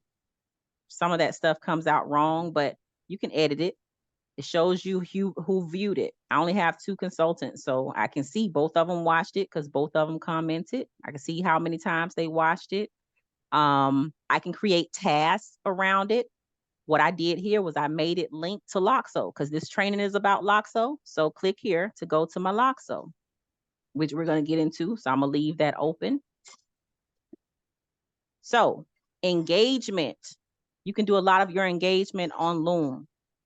What could be cool for you to do, which I haven't implemented in my business yet, you can have your delivery consultants create videos to go out to your LinkedIn or your email. And I'm going to tell you why. People buy into people. So just by me being me and they see my picture or whatever on LinkedIn, they might not, for whatever reason, want to engage with me. This is why I recommend also having multiple LinkedIn pages. Have my delivery consultants also reach out from their own LinkedIn pages as themselves. And if you want to get real jazzy in the age of AI, if you want to, create LinkedIn pages of people that you made up, honey, and build out their profile. It's going to be time consuming to do it, but you can get ChatGPT to help. And create avatars and create imaginary delivery consultants and have that account send out the same messaging. Because guess what's going to happen? Somebody might say no to me because I'm Sean, Black woman, some people might want to not want to do business with that. But I can create a white male avatar. I can create an Indian one if I want to. I can do whatever. And I can make it look like this person worked at CVS. I can make it whatever. You toe the line of how far you want to go and how complex you want to be. But in business, be creative. Long as there's nothing unethical about it. If that's what you need to do to get in front of the people you need to get in front of, now don't make it to where the person knows that they think that they're going to have a meeting with that person. You have to segue into the fact that, hey, your avatar works for your company. So they're not going to get that avatar in the meeting. They're going to get you. So you want to make sure when my delivery consultants are talking as themselves, they are to let people know that they're working on behalf of Care Dynamics. And Sean is their boss, essentially. But you get creative. So again, engaging on Loom, you can use it to train your consultants, which I do, and you can use it to engage with your candidates and your clients. And you can send them informational messages, welcome messages, whatever it is you want to do. Just a quick personal note, because some people respond more so to that. And again, people buy into people. So people buy into whoever they like. They do business with who or whatever they like. If you have to pay, you can go on Fiverr and pay somebody $50 to create some of these messages and send them out just as to introduce your company. However you want to do it. All right. And this, I'll let you read it, but basically I stress the importance of the difference between automation and the human touch. All of this stuff is not designed to replace the human portion of the experience. It's designed to enhance it. It's designed to automate it. And it's designed to facilitate the human part, to speed some things up, to get to the part where two humans or a group of humans are interacting. But a conversation is still a conversation. And you can't necessarily have a conversation with a machine. ChatGPT makes it look like it, though. Now, we're going to get into one of my favorite parts, which is hiring delivery consultants, VAs, recruiters, whatever you want to call them. So my delivery consultants are essentially my recruiters. They handle the entire candidate delivery part of the entire recruitment sequence. I still do the client side, but you can hire people to do the client side. Both of my delivery consultants are in the Philippines. You can hire people from South Africa, which is another great region. They speak great English. They are extremely just nice people. So they sound great on the phone. Kind of contrast that to when you call your cell phone provider and you get somebody in India. You can hire people in India also, but just overall, they've earned a reputation of not being the best people to put on customer service. So now you got the Philippines and South Africa, both regions where English is a national language and they speak very good English. They sound good on the phone, very similar customs. So they just do well in these types of environments. If you have anything related to customer service, anything that's client facing, they're good people to put out front. So where I go to get my consultants, site called Online Jobs PH. And this site is specific to Philippines. However, you can use Upwork, Fiverr, and you can find people in whatever region you want. But this site is specific to the Philippines. Now, if somebody can come off mute and tell me how much you think I pay my delivery consultants per hour.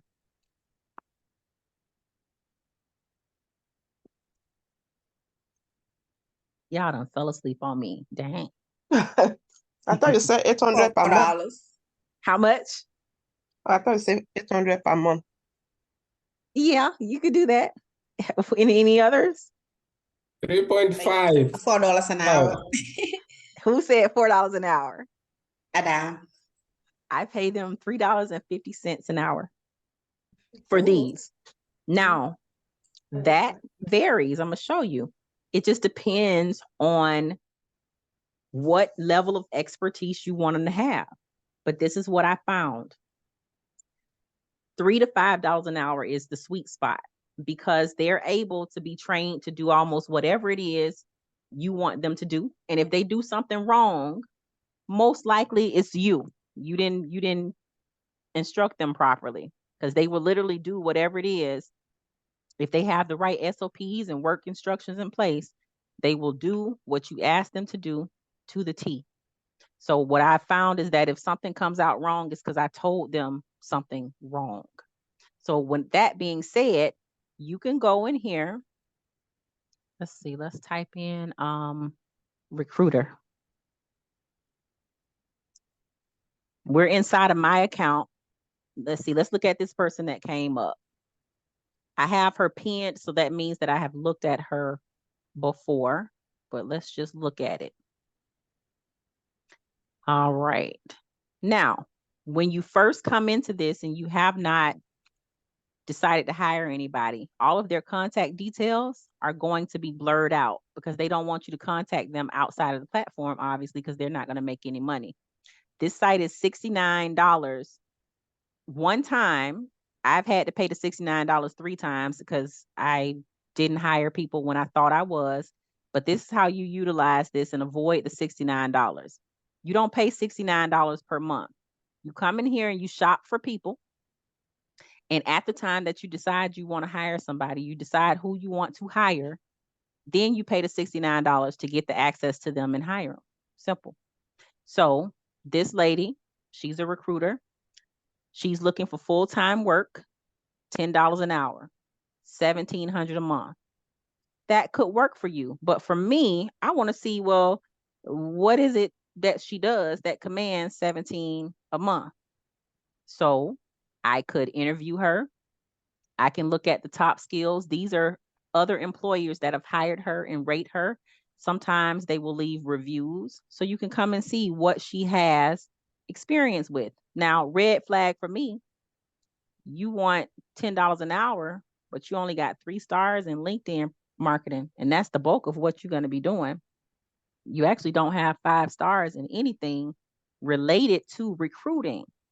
Data entry, email management, and appointment setting, those are virtual assistant capabilities. That's not recruitment capabilities.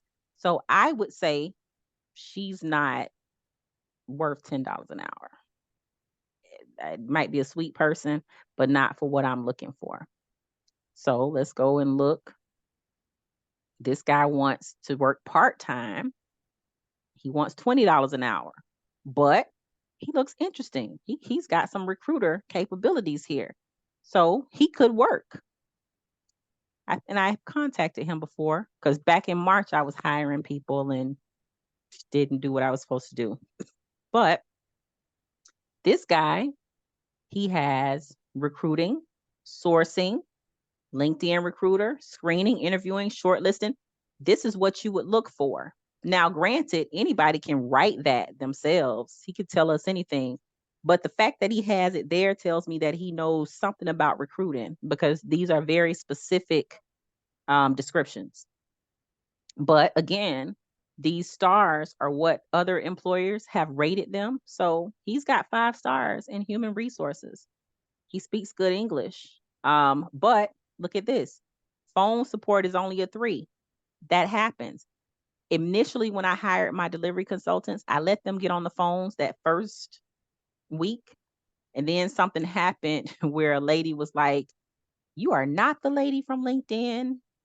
I'm going to report you," when my delivery consultant got on the phone because the lady was expecting me and she knows that's a Black woman on LinkedIn. This don't sound like, so it raised the red flag.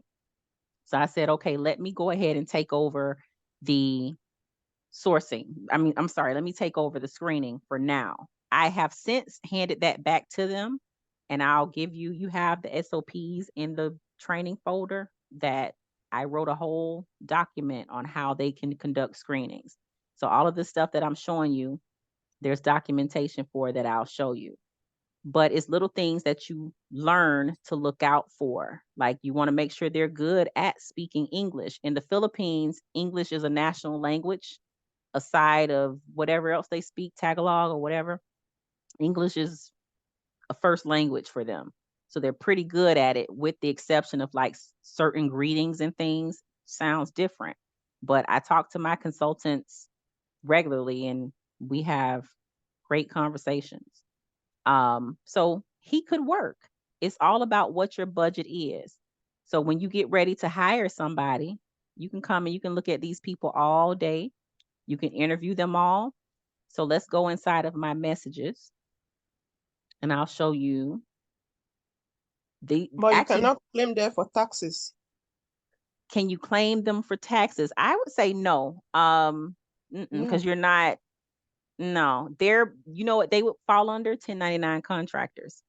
Yeah. So you don't have any tax benefits for them, kind of, unless you count the benefits of, let's say I bought one of them a laptop or something, like the expenses for them could be written off.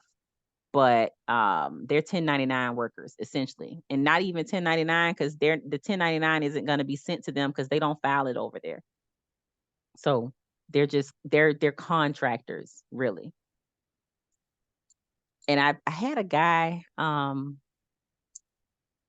he onboarded them into his company, but they're still contractors. Like you're not going to be able to do W-2 because when it comes time to fill out that I-9 form, they don't have that. So yeah, you Yeah. wouldn't worry about it. But these are my inbox messages. These are all the people that I've reached out to. The two at the top are the two that I actually hired. And you see, I hired them here and they started on August 14th. But these are my girls, Rain. I don't know why Key's name is blurred out because I've already had contact with her. But I'll show you the same way you would go create a job on Indeed or whatever. You would come here to post a job. So let's see if I can find my old jobs. Let's see. And when you come to do this, you can post it without paying, submit it for review, or you can post it for instant approval. It's no benefit to doing that. They'll approve it in a couple of days. As long as you don't put contact information and do things that violate their guidelines, you'll be approved. But let me see if I can find my jobs. And I'll show you a few other job posts. So here, you see I did 3 different times I was trying to hire people. February, March, and then June. And then I finally hired them. But this is what I essentially wrote. Care Dynamics, looking for a recruiter. What I wanted to pay was $400 a month base plus commission per placement. So if they make a placement, they get an additional $150. You can come up with whatever you want. But this is my job that I posted, telling them who I was, what their responsibilities would be. This is important. Make note of this because this is essentially what they do. This is their job function. Samuel, even though you're not on the call, you asked me this before. So when you see this recording, this is for you. Their responsibilities are to source, screen, interview potential candidates for positions, build and maintain a pipeline of qualified, blah, blah, blah, because they blurred that out, with industry professionals, collaborate with hiring managers to understand their hiring needs. They don't really do this. I do this part, but one day they'll be able to manage the entire hiring process from sourcing to onboarding. I make them focus on sourcing. The onboarding and client stuff, I jump in and handle. Marketing. When we talk about marketing, your job ad is marketing. They can go into Canva and create flyers for my jobs. That's marketing. Communication on LinkedIn, that's marketing. So when I say marketing, that's what I mean. They're not running Facebook ads and things for me, but you can hire them to do that if that's what you want. any administrative task assigned. And these are the requirements that I would like for them to have. Now, Rain, she has this and she's, quicker to learn. Key, on the other hand, she doesn't have some of this experience, but I still liked her when I interviewed her. So guess what? Rain kind of has taken a little bit of a supervisory role and she trains Key on a lot of things. So I'm thinking about promoting her because I want to bring on a third person and I want to make Rain a lead. So I would give her like an extra 50 cents, maybe. And she's already pretty much doing that. But this is to keep in mind. You may want them to have the experience, but if they don't have it, it's not always a deal breaker because most of them can be taught to do pretty much anything. And $3 an hour is not really going to break your bank. So what you want to do in these scenarios is hire quickly and fire quickly. If you give them the right SOPs and they're just not following it, they're not able to pick it up, then let them go. They're used to that. Most of them, I know Rain has a whole nother job because we've been on Zoom before and I heard her on another Zoom. It doesn't bother me. She gets her job done. So I don't care. You can stack 5 jobs on me as long as you're doing what I need you to do. So just keep in mind, most of these people have more than one job. This is how you can tell though that they're doing their job is use time proof. My team is already on here, so I don't know why. Maybe I got to go in another way. Let me go back to the front. So I pay them on here and I monitor them on here. So these are my 2 workers. Right here where it says show time proof will show you whether or not they worked, when they worked, and to verify it, it takes screenshots of their screen. I can see everything they were doing in a day. I don't look at this. I trust them. But if something happens where your worker is saying they worked 8 hours, they worked 40 hours, but you just don't see 40 hours worth of work, you can make them activate time proof. That's part of our guidelines. You are to have your time proof running so I can verify hours.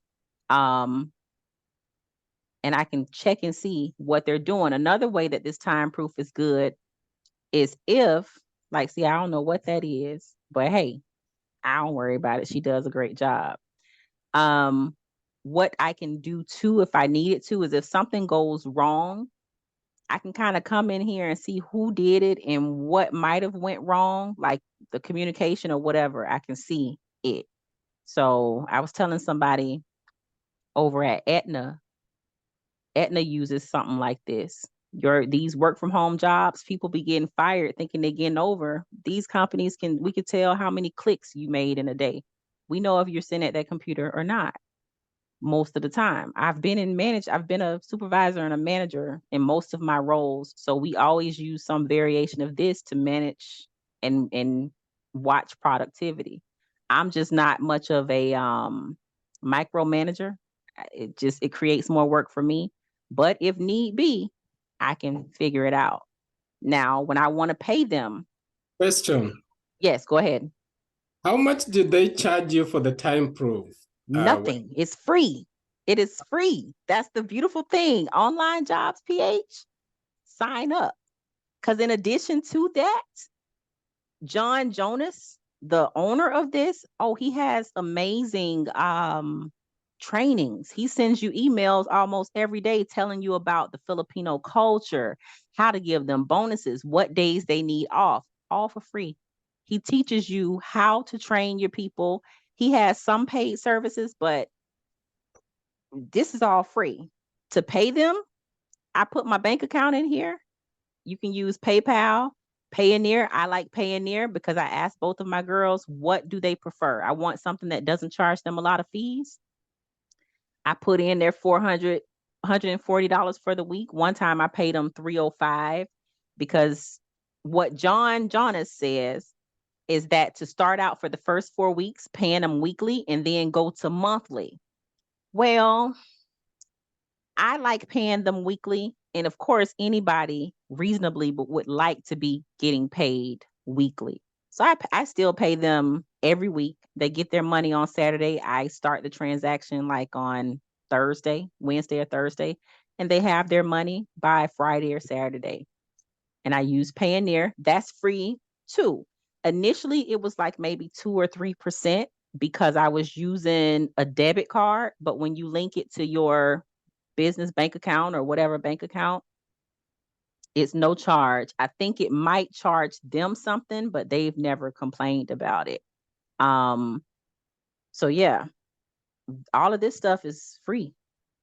I haven't had to send any well, this is where they could send you invoices for how much you owe them. We can go into the transaction history. See here. So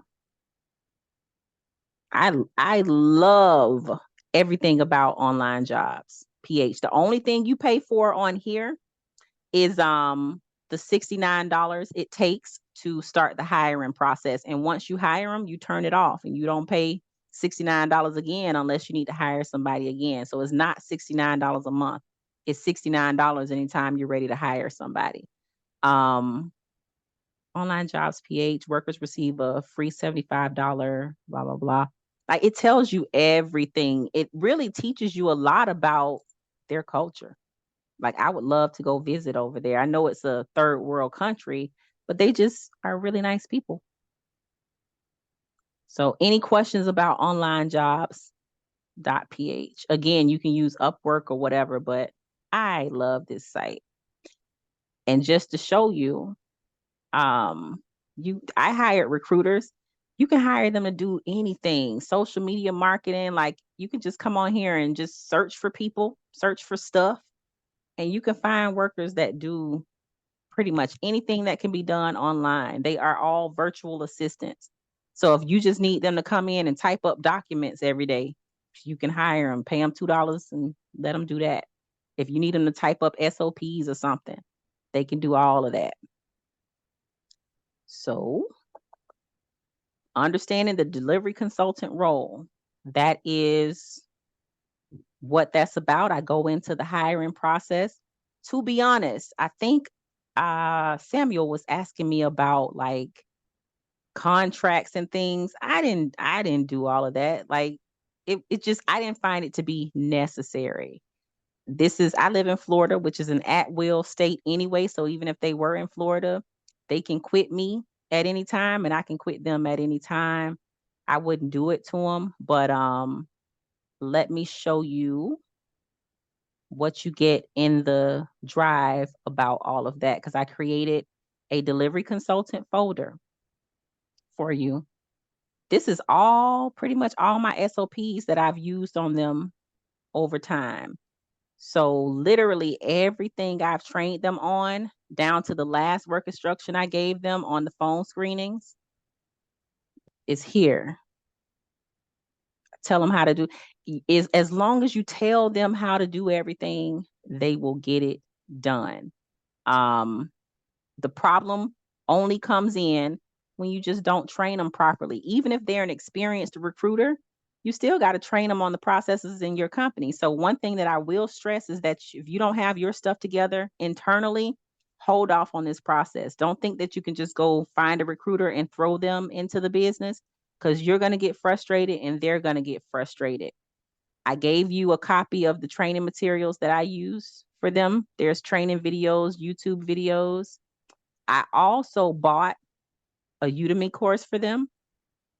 So I gave them that. I gave them my password to Udemy. I literally went through all the sections and told them which ones were relevant. So I created a checklist on what all I wanted them to go through. I'll show y'all the course. Let me go into my Udemy. Because when I tell you this lady, she's some type of HR guru.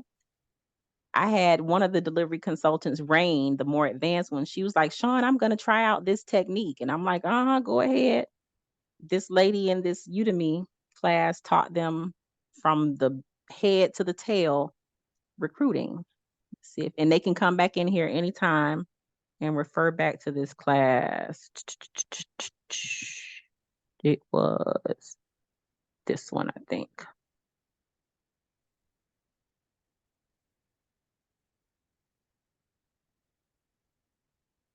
Was it this one? I think so.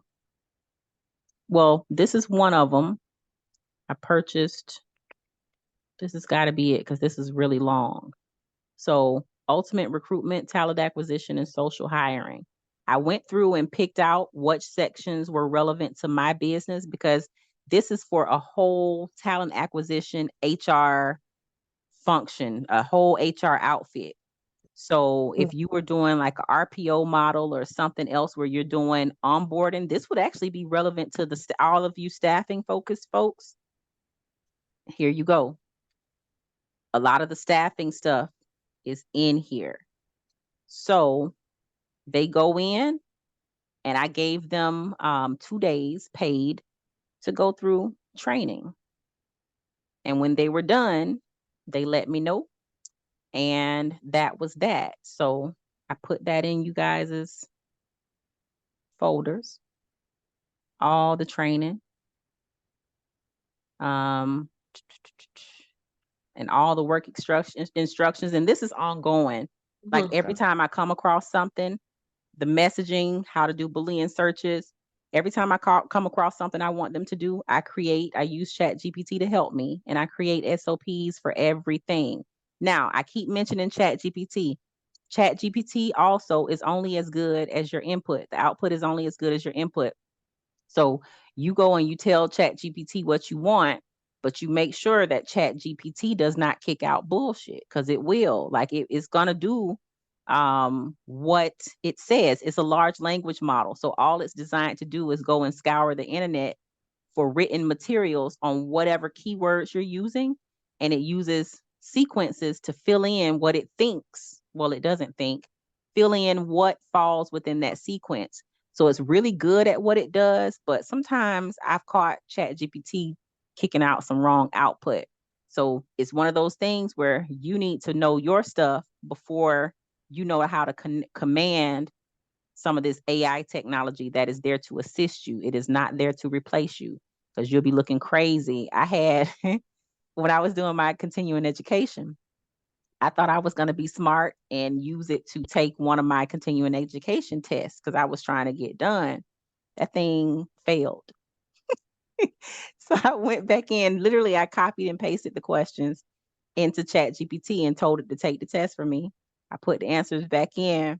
That thing got a good 60%. And so I was like, okay, well, damn. And I went and tweaked it again. I passed just because it was on my immunization certification. So it's information that I know already. But I was curious as to how smart ChatGPT really is, because there are stories that it passed the bar exam and all this stuff.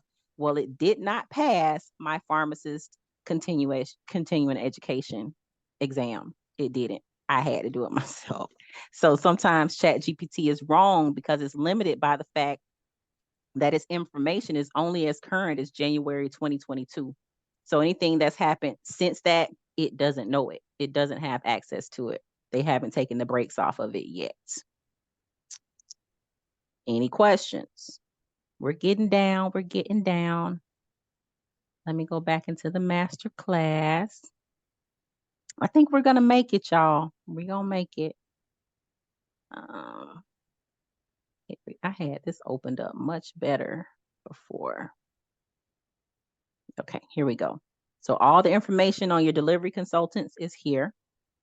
Then this is a summary of what we've gone through, the tools and platforms that I recommend.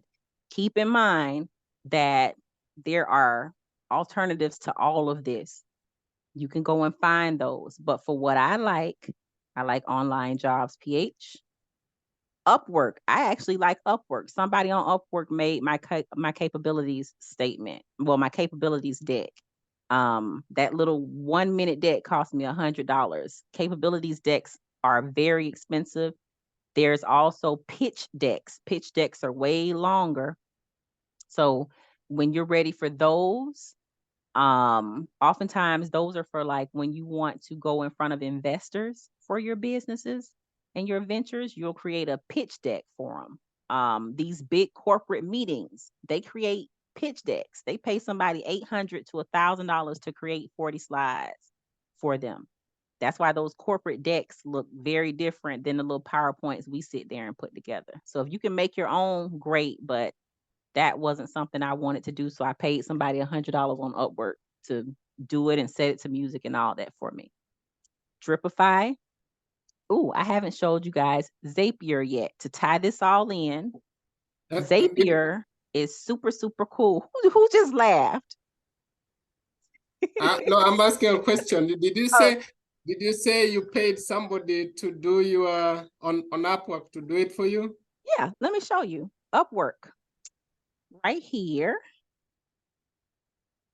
Love Upwork. I actually work on Upwork sometimes because I do different little consulting things. So I am a freelancer on Upwork as well, but you can hire a freelancer. How many jobs do you have? Honey, you know what? All of them. Any of them that'll pay me, but I don't do it all the time. What I did with the last thing I did with Upwork, a client paid me $3,500 to do some coding for what we call DRG codes.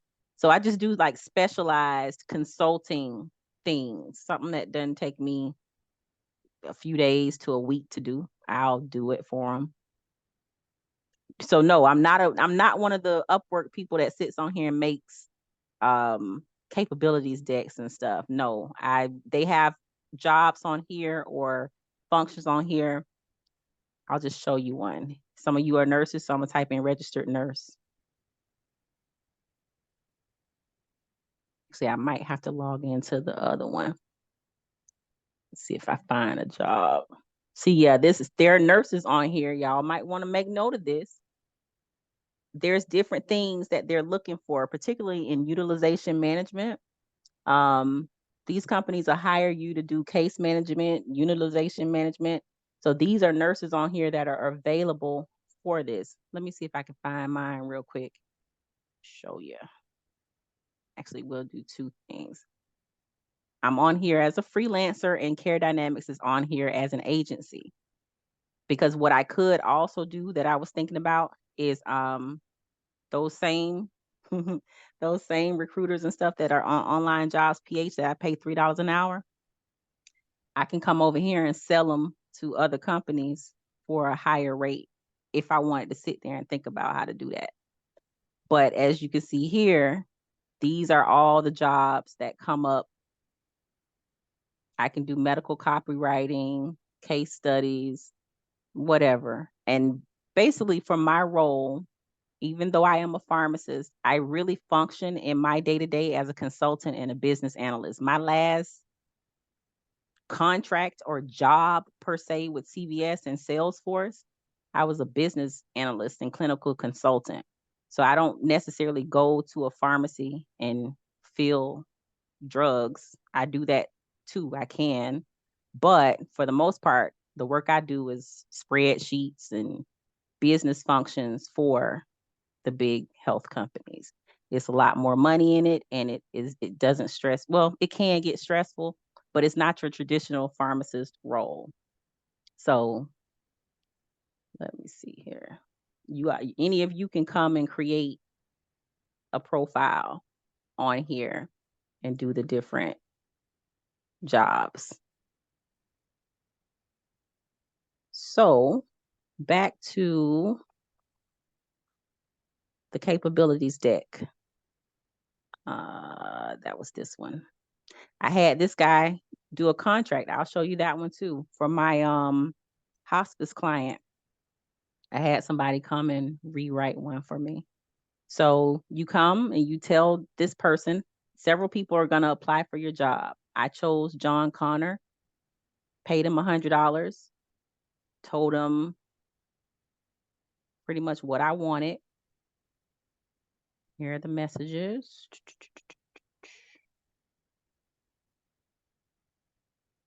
See how far we go back up.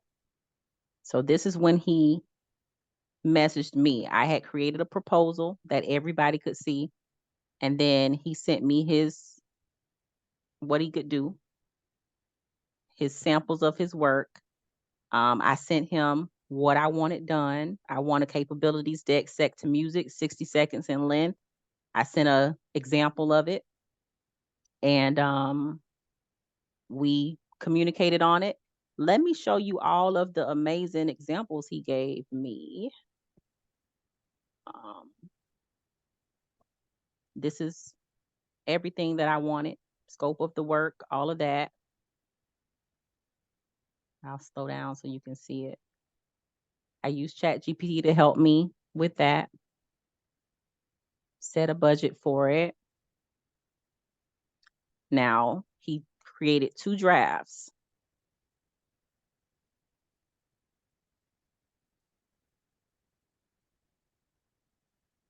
So there are several different versions of the first page and the different pages. And I just went in and picked the ones that I liked.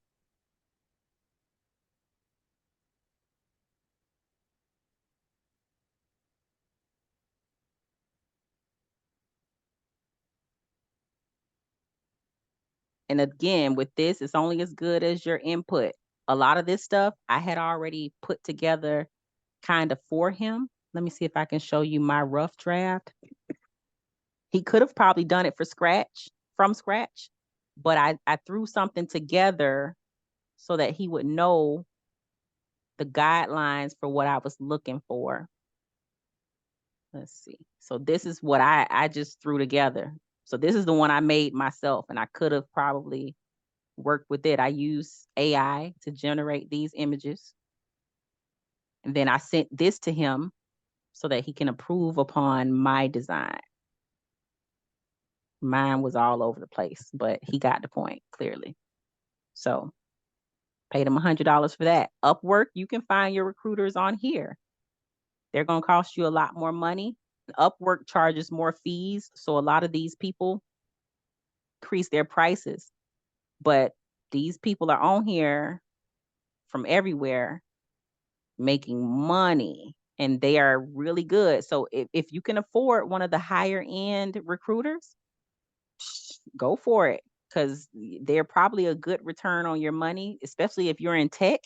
These technical recruiters are top notch, and they're guerrilla style recruiters. They're what we call bench sales recruiters. That's a whole genre over in India. They're the ones that if you're looking for a job order goes out, they're going to call you 37 times in a day trying to get your resume. So if you can afford a bench style recruiter, it might be of benefit to you. So you can hire recruiters on Upwork as well. Let me make sure we're getting everything done. We were about to start talking about Zapier. Did I answer your question, Eric? Yes, you did. Okay, excellent. Now, Zapier. Zapier is dope because what it does is it ties in a lot of the stuff that we just did into one big old sequence where different systems fire off and communicate with each other. You can set up so much stuff with this one that I'ma just advise you to go watch a YouTube video or do a demo with them, because this right here is a class unto itself. But I'll just go into one of my zaps to show you. Very simple one. Let's look at this one. Anytime somebody buys, let's see if I can get into it. So anytime somebody buys one of the digital toolkits, it'll automatically add them as a subscriber to my MailChimp and then tag them as a staffing segment in my MailChimp.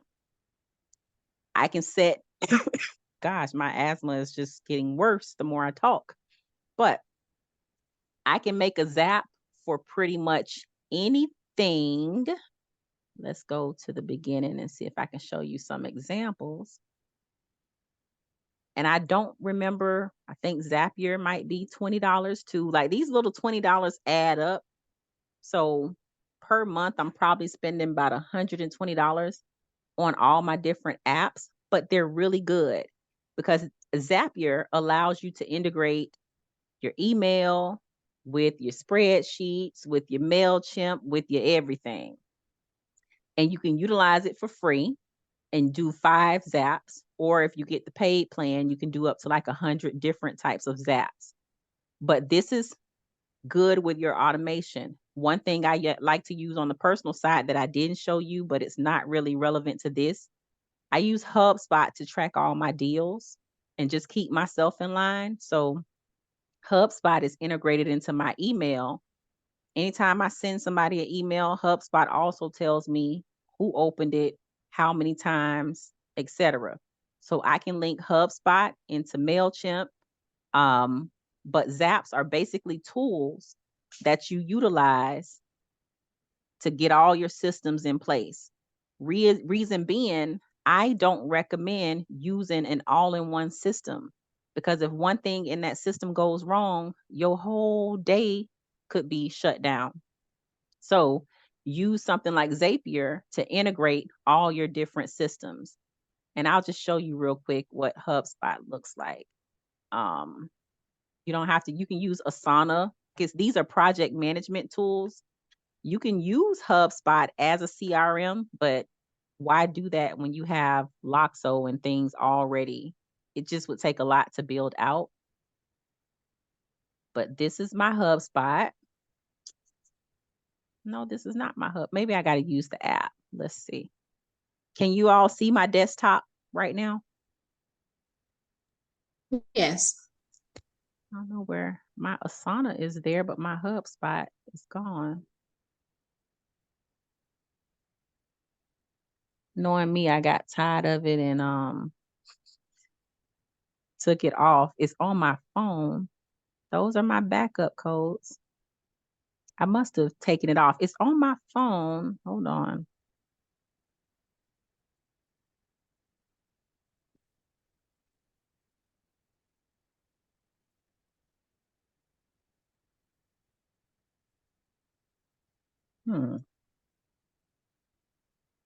That is strange, you guys. I haven't been seeing it pop up. I bet what happened is I will sit here and get frustrated with seeing all those notifications pop up. So I probably uninstalled it at some point. That's why I haven't been seeing the messages anywhere but on my phone. But I would like y'all to see it because it might be something that you want to implement in your business. Let's see.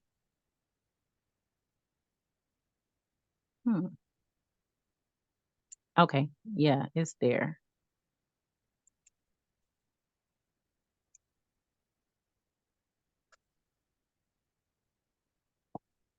There it goes, sending me messages.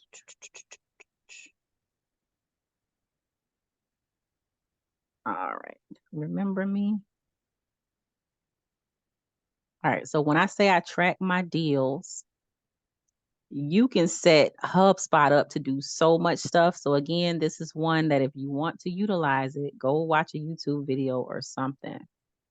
But let's see. I go into my dashboard.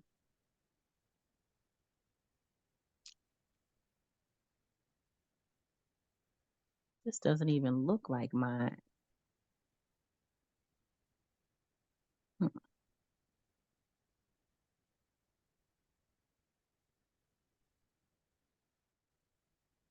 Okay, so pretty much all of the candidates that we interact with, HubSpot creates entries for them.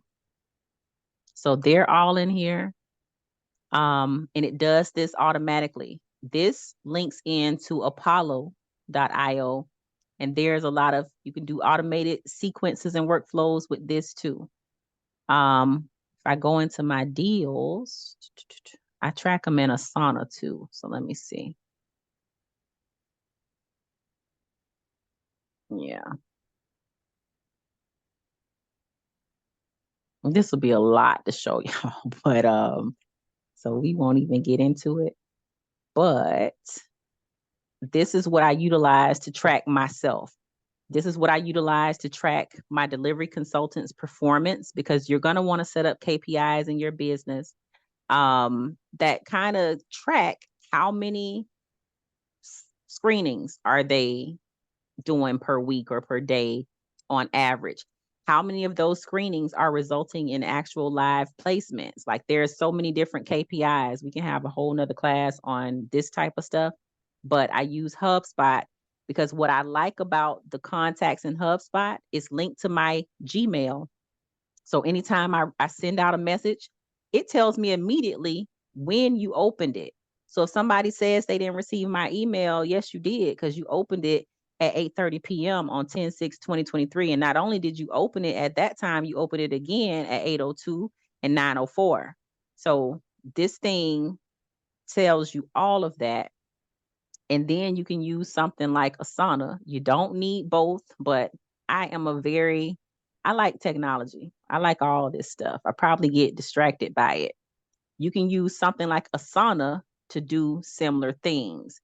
This one is linked to me and my vice president, Nia. We create boards for ourselves. Why did this go away? You don't have to pay for it, or maybe they just started it. I'm not paying for Asana. Asana is free. So I don't know what I have. Here we go. Yeah, they almost got me. Asana is free. But what you have to do is unhook the premium features that you're utilizing. But I wanted to show you that Asana is really good for you to keep up with like your team, and you can assign yourselves projects and tasks. I keep a track of my credit cards and all kinds of things in here. My daughter's stuff. This would have been really cool to show you, but let's see. I don't want to keep the features. I will downgrade to basic. So if we just look at over here are my projects. So I have personal stuff in here and other stuff. You can assign whoever you want to it. So for the personal stuff, I just assign it to myself. For some of the business stuff, the Spectrum Staffing Initiative, we assign things to each other. We can track the pipelines. Let's see. Deco is somebody that I signed, a big company that I signed up. The delivery consultant stuff, their KPIs can be here. So it's all kinds of things that you can do with Asana and with HubSpot. Trying to see if I can show you a pipeline. But as you can see with these, it can get real convoluted, because working from system to system, if you don't have them integrated, it's a lot of stuff that you can get stuck in. So let me go back to our thing. So again, Zapier, you use Zapier to tie in all your different systems. Then, of course, you have LinkedIn Recruiter, LinkedIn Sales Navigator. We didn't go into the functionality of those, but I'm just going to assume for the most part, you guys have an overall understanding of the two. But if you don't, just go sign up for LinkedIn, start with the free, move up to the premium, and then request a demo or look at their sales page, which I have all of these. They link out, all of these headers. They link out to the product. So you can go to the Recruiter Lite sales page and you can see which functions best. The reason why I switched from Recruiter Lite to Sales Navigator is because Sales Navigator gives you more in-mails, and we didn't need Recruiter Lite because we use Loxo to build our pipelines. Recruiter Lite is good if you're going to use them to build your candidate profiles and pipelines. I don't use it for that. Indeed functions that way. Loxo functions that way. So this is a more expensive one, and you don't get a whole lot for it. The best one is the full Recruiter, and that thing is like $900 to $1,200 a month, and they don't budge on the prices. So until you work up to the point where you're making a significant amount of placements that can pay for that, I wouldn't advise it. And even when you can, I can afford it, but Sales Navigator does what we need it to do, and it's $99 a month. So I just don't see the purpose right now of paying for any other type of LinkedIn. I'm gonna tell you, the only two things I feel like you need, honestly, is LinkedIn Sales Navigator and Apollo IO. So even if you're looking at all these systems tonight and you just don't have a functionality or a reason to use it right now, don't. But at minimum, have your Sales Navigator LinkedIn and your Apollo IO hooked up so you can pull those leads and you can put them in an Excel spreadsheet or however you want to do it. Everything that I taught you about messaging sequences is great, but when you're starting out, you can do those messages manually. So Sales Navigator and Apollo IO are at minimum the two things that I recommend having day one. Because on the recruitment side of this business, I'm going to give you free game if you're at the beginning. It don't take nothing to start this business. $0. All you need to do is go on Indeed, find a job, call that company that's hiring, kind of sound like you're a candidate until you get to a hiring manager, and go after that candidate to fill that role for them. That's right there, the steps to start a recruitment business for free. You just go on Indeed, look at who's hiring. All of those jobs are advertisements. They need people. Get on the phone and find out why they're not working with you, if they're who you want to work with.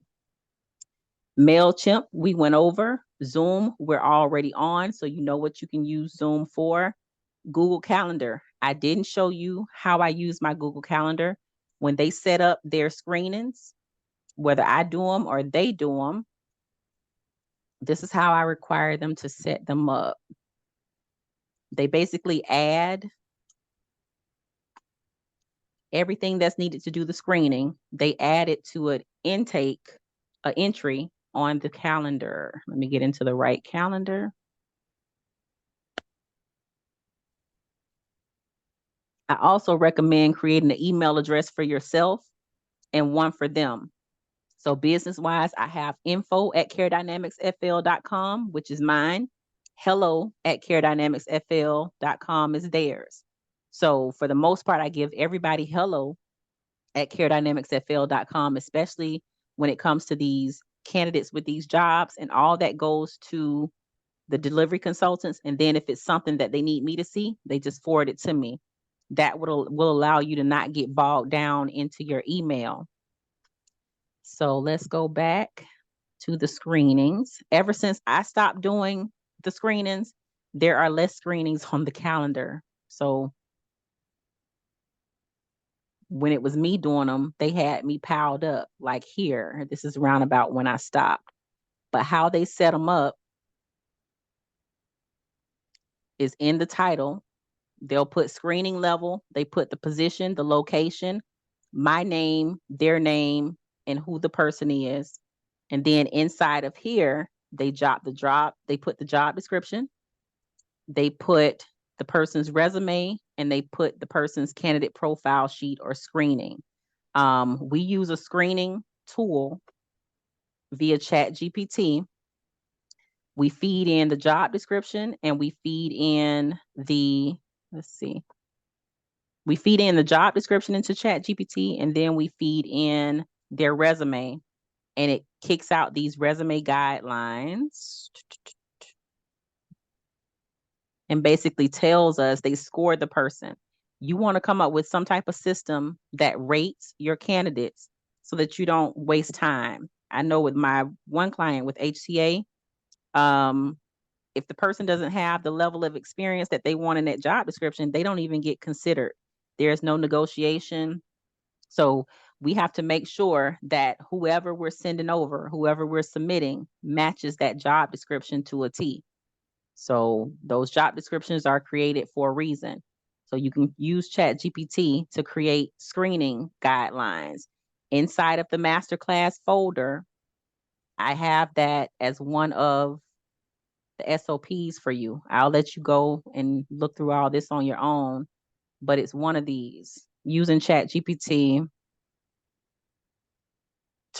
this one. Using ChatGPT to rate applicants.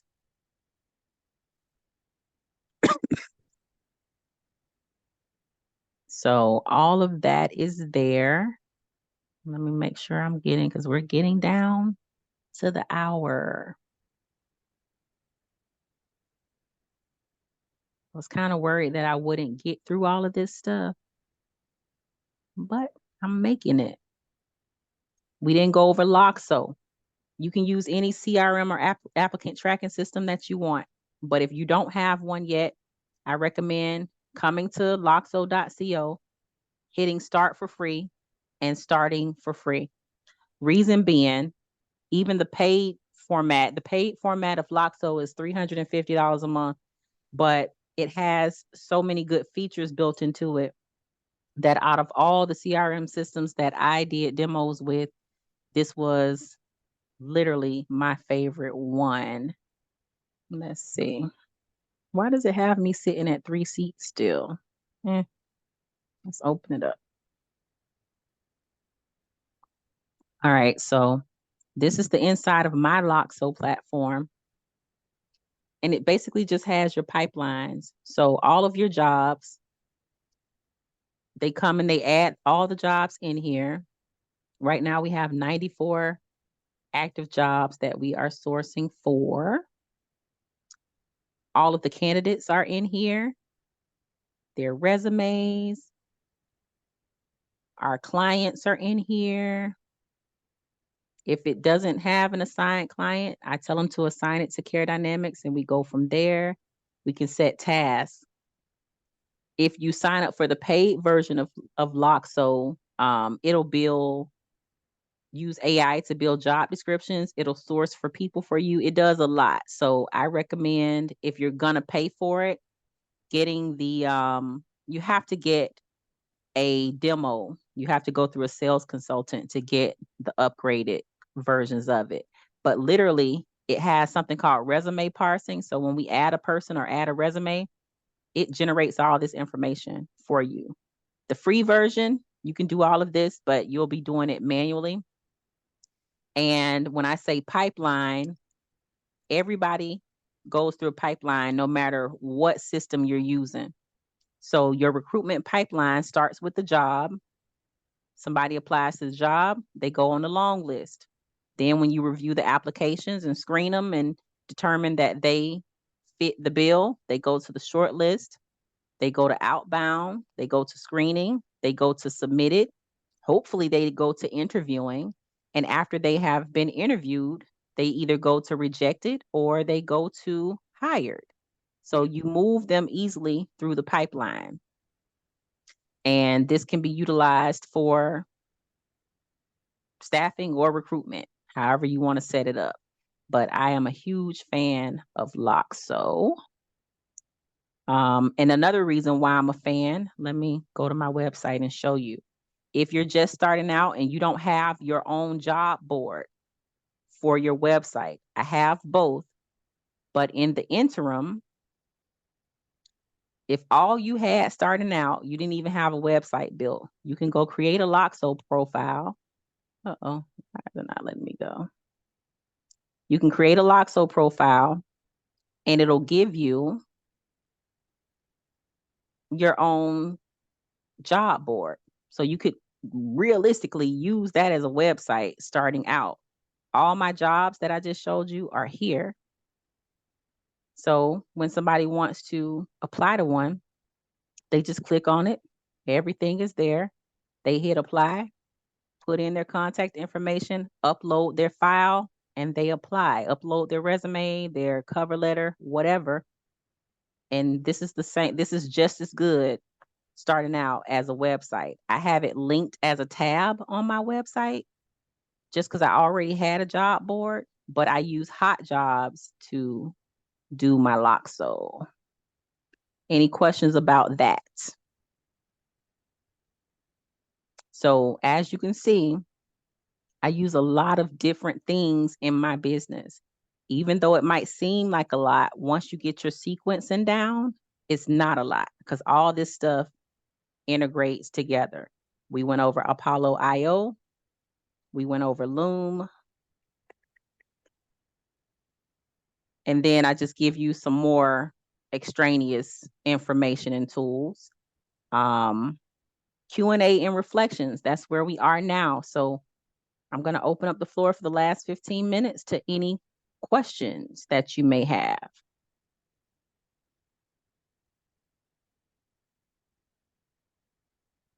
Nobody? I'm not going to stop sharing. I also gave some recommended reading. I recommend reading The 4-Hour Work Week and Critical Systems Thinking. The other ones, they're more about recruiting, but if you don't read anything else, read The 4-Hour Work Week or listen to it on Audible. And that is the end of the document. If I need to, I'll add stuff to it and re-upload it, but you have this here. I'm going to stop sharing so I can see anything that's in the chat. Nothing. So I have the drive there for you guys to take that. But that's it, you guys. We made it. If you have any questions, this is the time. That was a lot of information. It is. It is. Needs to be digested slowly by slowly or every single day. But what do you think of it though? Do you think it will be useful to you? Is a good question. Yes, it will, because for real, I don't have any of those resources yet. So, oh man. I feel like I'm scaring y'all. I'm even more confused because I need to go and really get which one will I go. Take it slow. And as I told Adam last night, even with the Google Drive, this is a lot. It's a lot. But piece by piece, day by day, you learn what works for you in your business.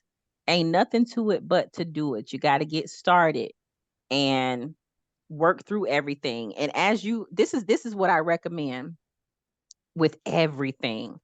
Start paying attention day to day in your business to what you do day to day.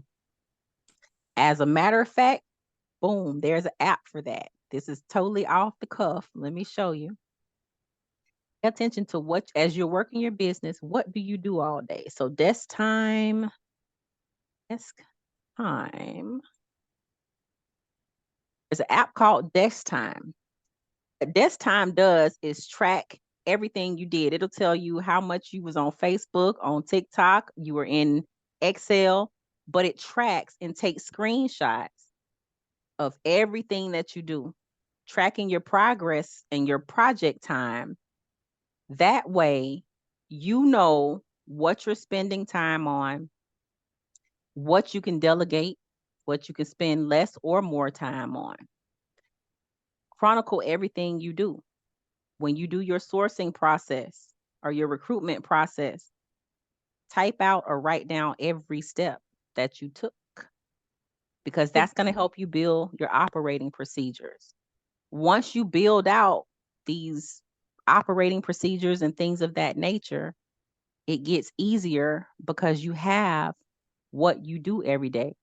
And Eric, I'm pretty sure you have the drive.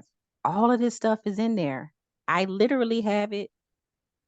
Let me find it. In the operations section, I have daily, weekly checklist. It is a lot. I got a whole operations manual that you can go and edit for yourself. But what do you need to be doing? Even at the beginning, I have the business development exercise. So if tomorrow you decided, okay, I want to work on my business, but I don't know what to do to find clients, I give it to you right here. Identify 5 different clients, and this is how you're going to do it. The most important thing that I'm teaching all of you to do, start posting jobs on Indeed, whether you got jobs or not. You know what your candidate avatar is. You know who you think you want to hire. Go out and hire them, in theory, meaning collect the applications, get them, start interviewing them so you get comfortable with the screening process. And then you'll be able to use those applications to go and find clients. Everybody focuses on getting the client first. I'm going to tell you right now, I don't have a client problem. I got too many jobs. I don't have enough candidates. I don't have enough candidates to fill these roles.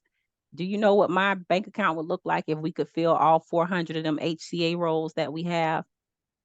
Trust me, it's harder than it sounds because the people, I told somebody earlier, the candidate pool has piss in it.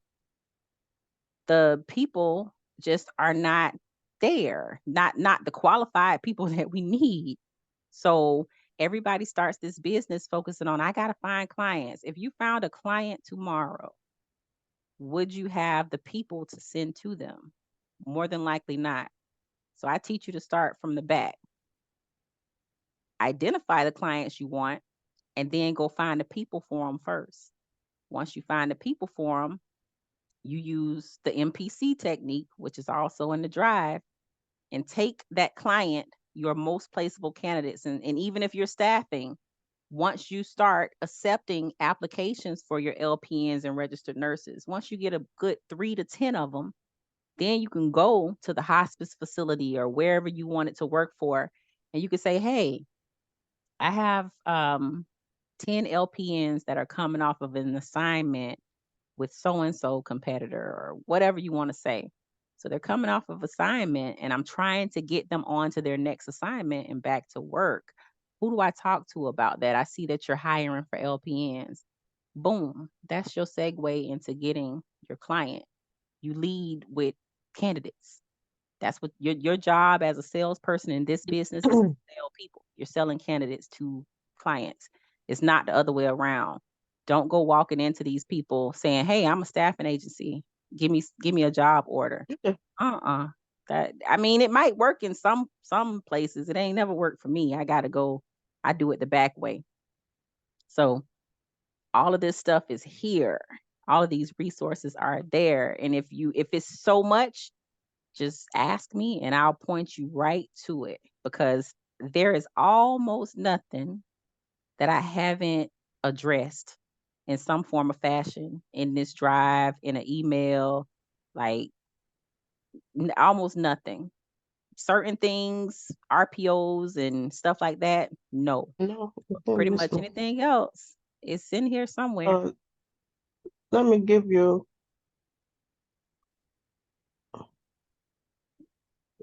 Any Ruth, you had a question?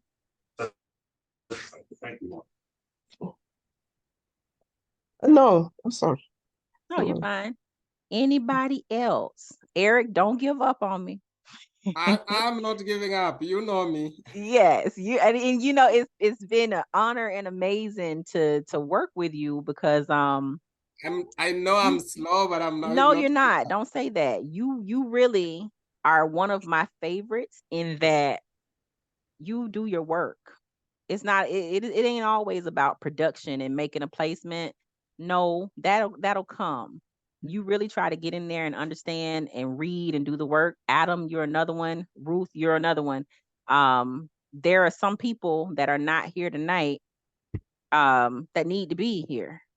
Like they needed to be here, but and you know, I have great people like Samuel. He's not here, but he went ahead and paid for it and he's gonna get the playback to go back. You have people like that I enjoy. I'll sit and talk to y'all all day. But the people who won't take the initiative to read this stuff and try to apply it, I expect you to hit brick walls. I'm still hitting brick walls to this day. Um, but there's almost nothing in here. Like even when you get to the point where I am, the stuff that I taught you tonight is scaling. Basically, it's all this stuff, which is the later stages. But my thinking on this was if I teach you this now, what could happen if you could go a lot further, a lot faster than the long way that I had to take because I didn't have a me. So I'm like, okay, if I teach people the advanced strategies now, I think knowing what you know tonight, despite not necessarily being ready to apply it, oh, when you get there, when you get through your startup part, you're going to scale and grow a whole lot faster than somebody that didn't know how to create a sequence. Because what I taught you tonight was like it was a lot of information, but it's designed to shorten what it is you do in a day. It's going to require work to build it initially, but once you set that stuff in motion, these things fire off on their own. So you're going to put in that upfront work. And a lot of this stuff is growth strategies, advanced marketing. I didn't even scratch the surface. Like, this is really a week's worth of material, but I tried to condense it into 3 hours, and I think we did all right. Of course, anybody here, if you have any questions about anything at all related to this, reach out. Reach out. Thank you so much. A quick one before we Sure. end, so that we give it a little 1 hour, 1 minute before it locks us out. It might not even record if it locks us out. Yeah. This is just by the way, if you really want to share, that's okay. If you No. feel like it's an individual thing, that's okay. No. I problem. really like your website. Did you get the designer on the offshore, or did you just pay from here? Listen, let me show you this. And Ruth can attest to this. So I use Wix. Mm-hmm. My Mia, my VP, she built this one for the most part. We still build it together now. So I use Wix, but this is the key. You're gonna go on Google. You're gonna type Wix. Hold on. Wix templates for recruitment agency.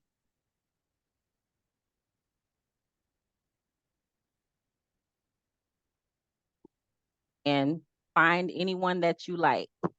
This is the one. Ruth, did you end up using this one? Or Yeah. okay, yeah. So this is the one. I'll drop it down there. You can customize it to however you like. Actually, Mm-hmm. Ruth, if you don't mind, can I show them your website? 'Cause yours is pretty. I like it a lot.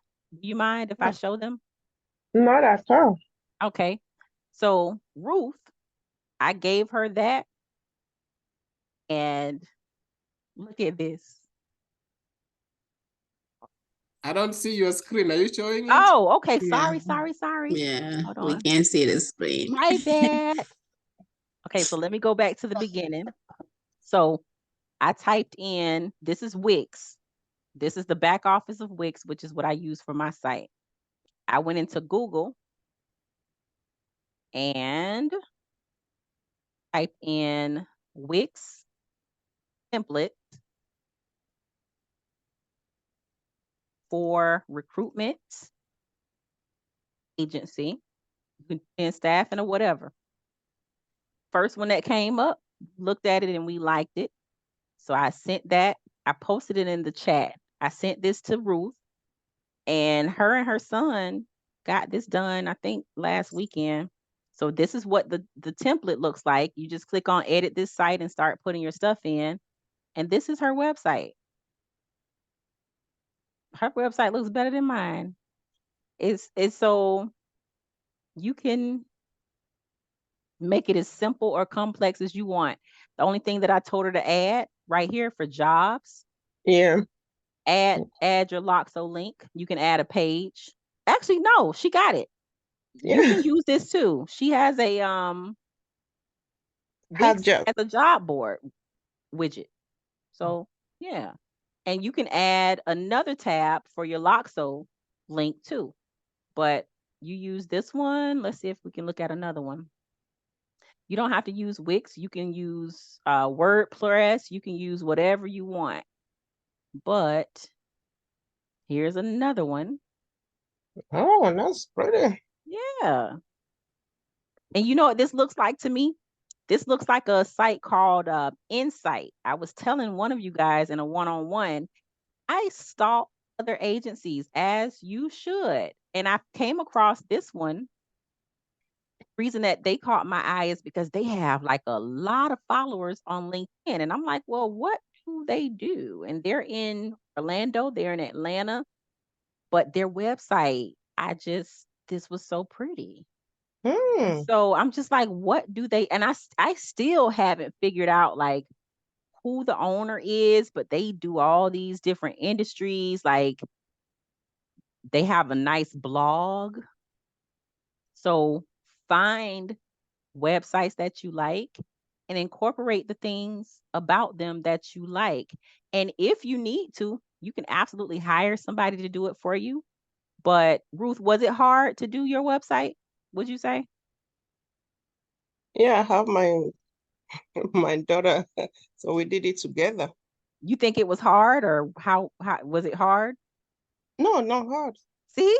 So No. before you go out and spend $1,000, just try doing it yourself. And Mm, then if you need to outsource it to maybe clean it up, or you just don't like how you do it, yeah. go ahead. But before you spend that money, try to do it yourself, and like maybe take a weekend and just sit there and play around with it. Look on YouTube and find different videos. This is another one. This one's cute. These are templates. Make it as simple as you want. It's got a bunch of them. Mhm. Shoot, these are making me want to go and change mine a little. See, this one is real easy. Executive search. This is not something we talked about, but these boutique executive search firms, they're very Mhm. simple firms. They always have like a first name, last name type law firm type vibe about them. You don't know that they're staffing agencies or what, but these people in these positions, these executive search firms, they get paid on retainer. So what we do is something called contingency search, where we don't get paid a dime until we place somebody. Mhm. Executive search is where you tell them, hey, I need half of that money up front to even start looking. And typically they are doing C-suite, they're doing your CEOs, they're recruiting for tech companies. Like one placement for them might be $50,000. So Wow. that's aspirational for me. I'm not in executive search, but executive search is the big bucks. Um, so yeah, Wix has a whole bunch of different templates. That's who I use for my little website. Wix will send you down a rabbit hole though. It's so much functionality that I let my partner do it because I get frustrated on it. Like the alignment of it, I'm gonna show you. My mobile site, I just cannot get it to line up right. So this is the website, but it also has a mobile site. And that little mobile site just won't, it just annoys me so bad. And it's little things like on our about page. I struggled with getting this to line up right. Finally, I went in Chat GPT and I said, look, I want it to be the same amount of letters and words on either side. Like I had to really get creative. But at one point, like this was all over here outside the margins. It's little things like that that will frustrate you about Weebly because it's a lot, but it gets to be fun. Like this needs to be cleaned up. This needs to be fixed. But you can do all this yourself.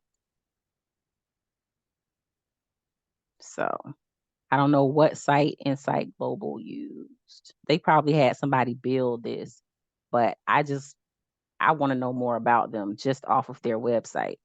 Mhm. So, Awesome. but yeah.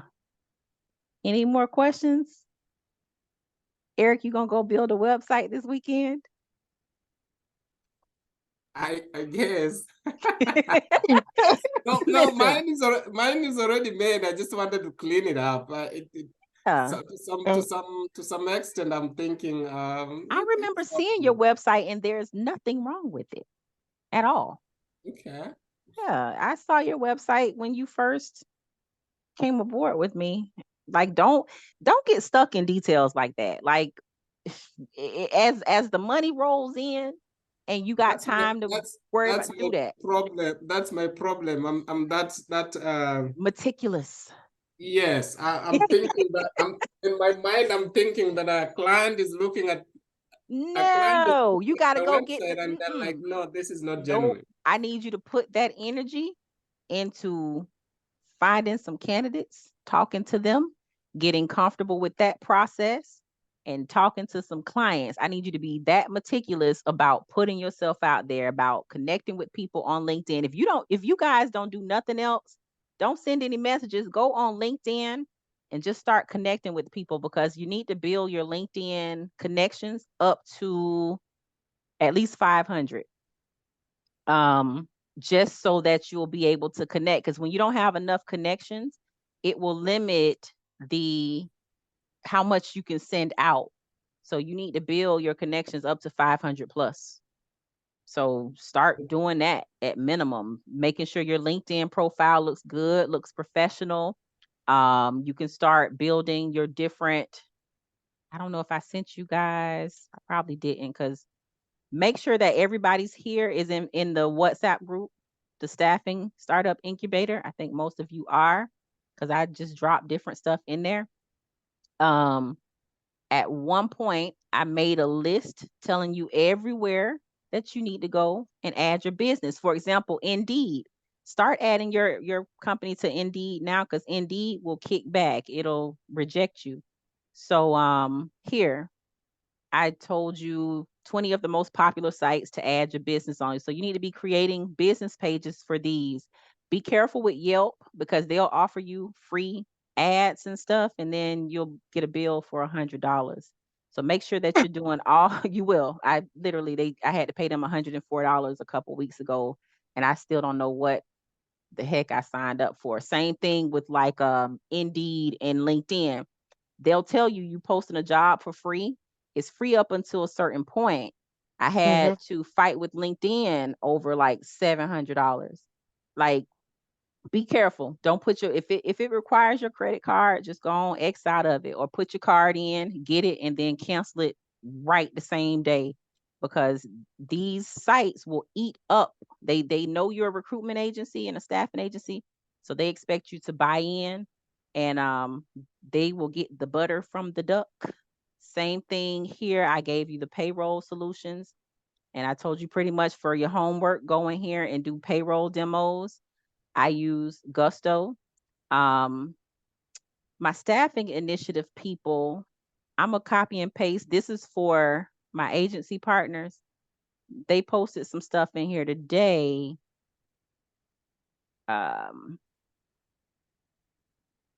Regarding this stuff, the timekeeping. So I'm gonna share some of the stuff that we talk about in our private agency stuff too. But just make sure everybody's here is in the staffing incubator. Let me see if I can. I am not there. You're not. Let me and you know what, Eric? I think I removed you from Staffing Spectrum too, because it was inactive. But I can put you back. But I think you'll benefit more from being in the startup incubator, because this is like the kiddie pool kind of. This is an active initiative where we're actually filling roles for HCA. I'm trying to find the link so that you can all join it. Settings. Okay, invite to group via link. Copy link. And let me stop sharing so I can put it in the, here you go. So just click on that and add yourself to the WhatsApp. And Eric, when you were ready to start staffing, well, doing the recruitment placements, if you want to, if not, no problem. I can add you back to the Spectrum initiative, but I did remove all the inactive accounts from that one. So No, it that's doesn't not- matter. But make sure you join this one, because this one I send all kinds of stuff. And you can post your questions, because one thing that I want to, a lot of y'all act shy in my groups. This is just not for me to talk at you. Talk to each other, ask questions. Don't be afraid to engage, because you can learn a lot from each other also.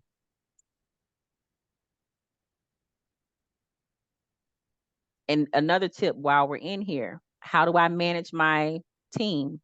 I use a WhatsApp group. You can use Slack, you can use whatever, but this is me my VP and my delivery consultants, we talk in here pretty much every day. If I need to jump in here, if I jump in here right now, it's 9 o'clock in the morning where they are. If I jump in here right now and send them a message, they will probably respond right away. Like this is I was checking on them. They had a not the monsoon. What do you call those? A cyclone. So we had a hurricane, they had a cyclone. So it's become, they're like friends. Like it's not just like coworkers at this point. I really care about these ladies' existence. And my main job for me is to make sure we have some money rolling in so I can continue to pay them. Because that's another thing. Once you hire these people, they become dependent on their paycheck. So if I don't pay anything else, I pay them. So if you want to create a group for your team, WhatsApp is cool. I use WhatsApp Business, but you can use regular WhatsApp. It's fine. And I keep it on. I use the text messaging and it's all there. Any other questions? And I pray this thing captured our whole screening. Like it's saying that it's recording.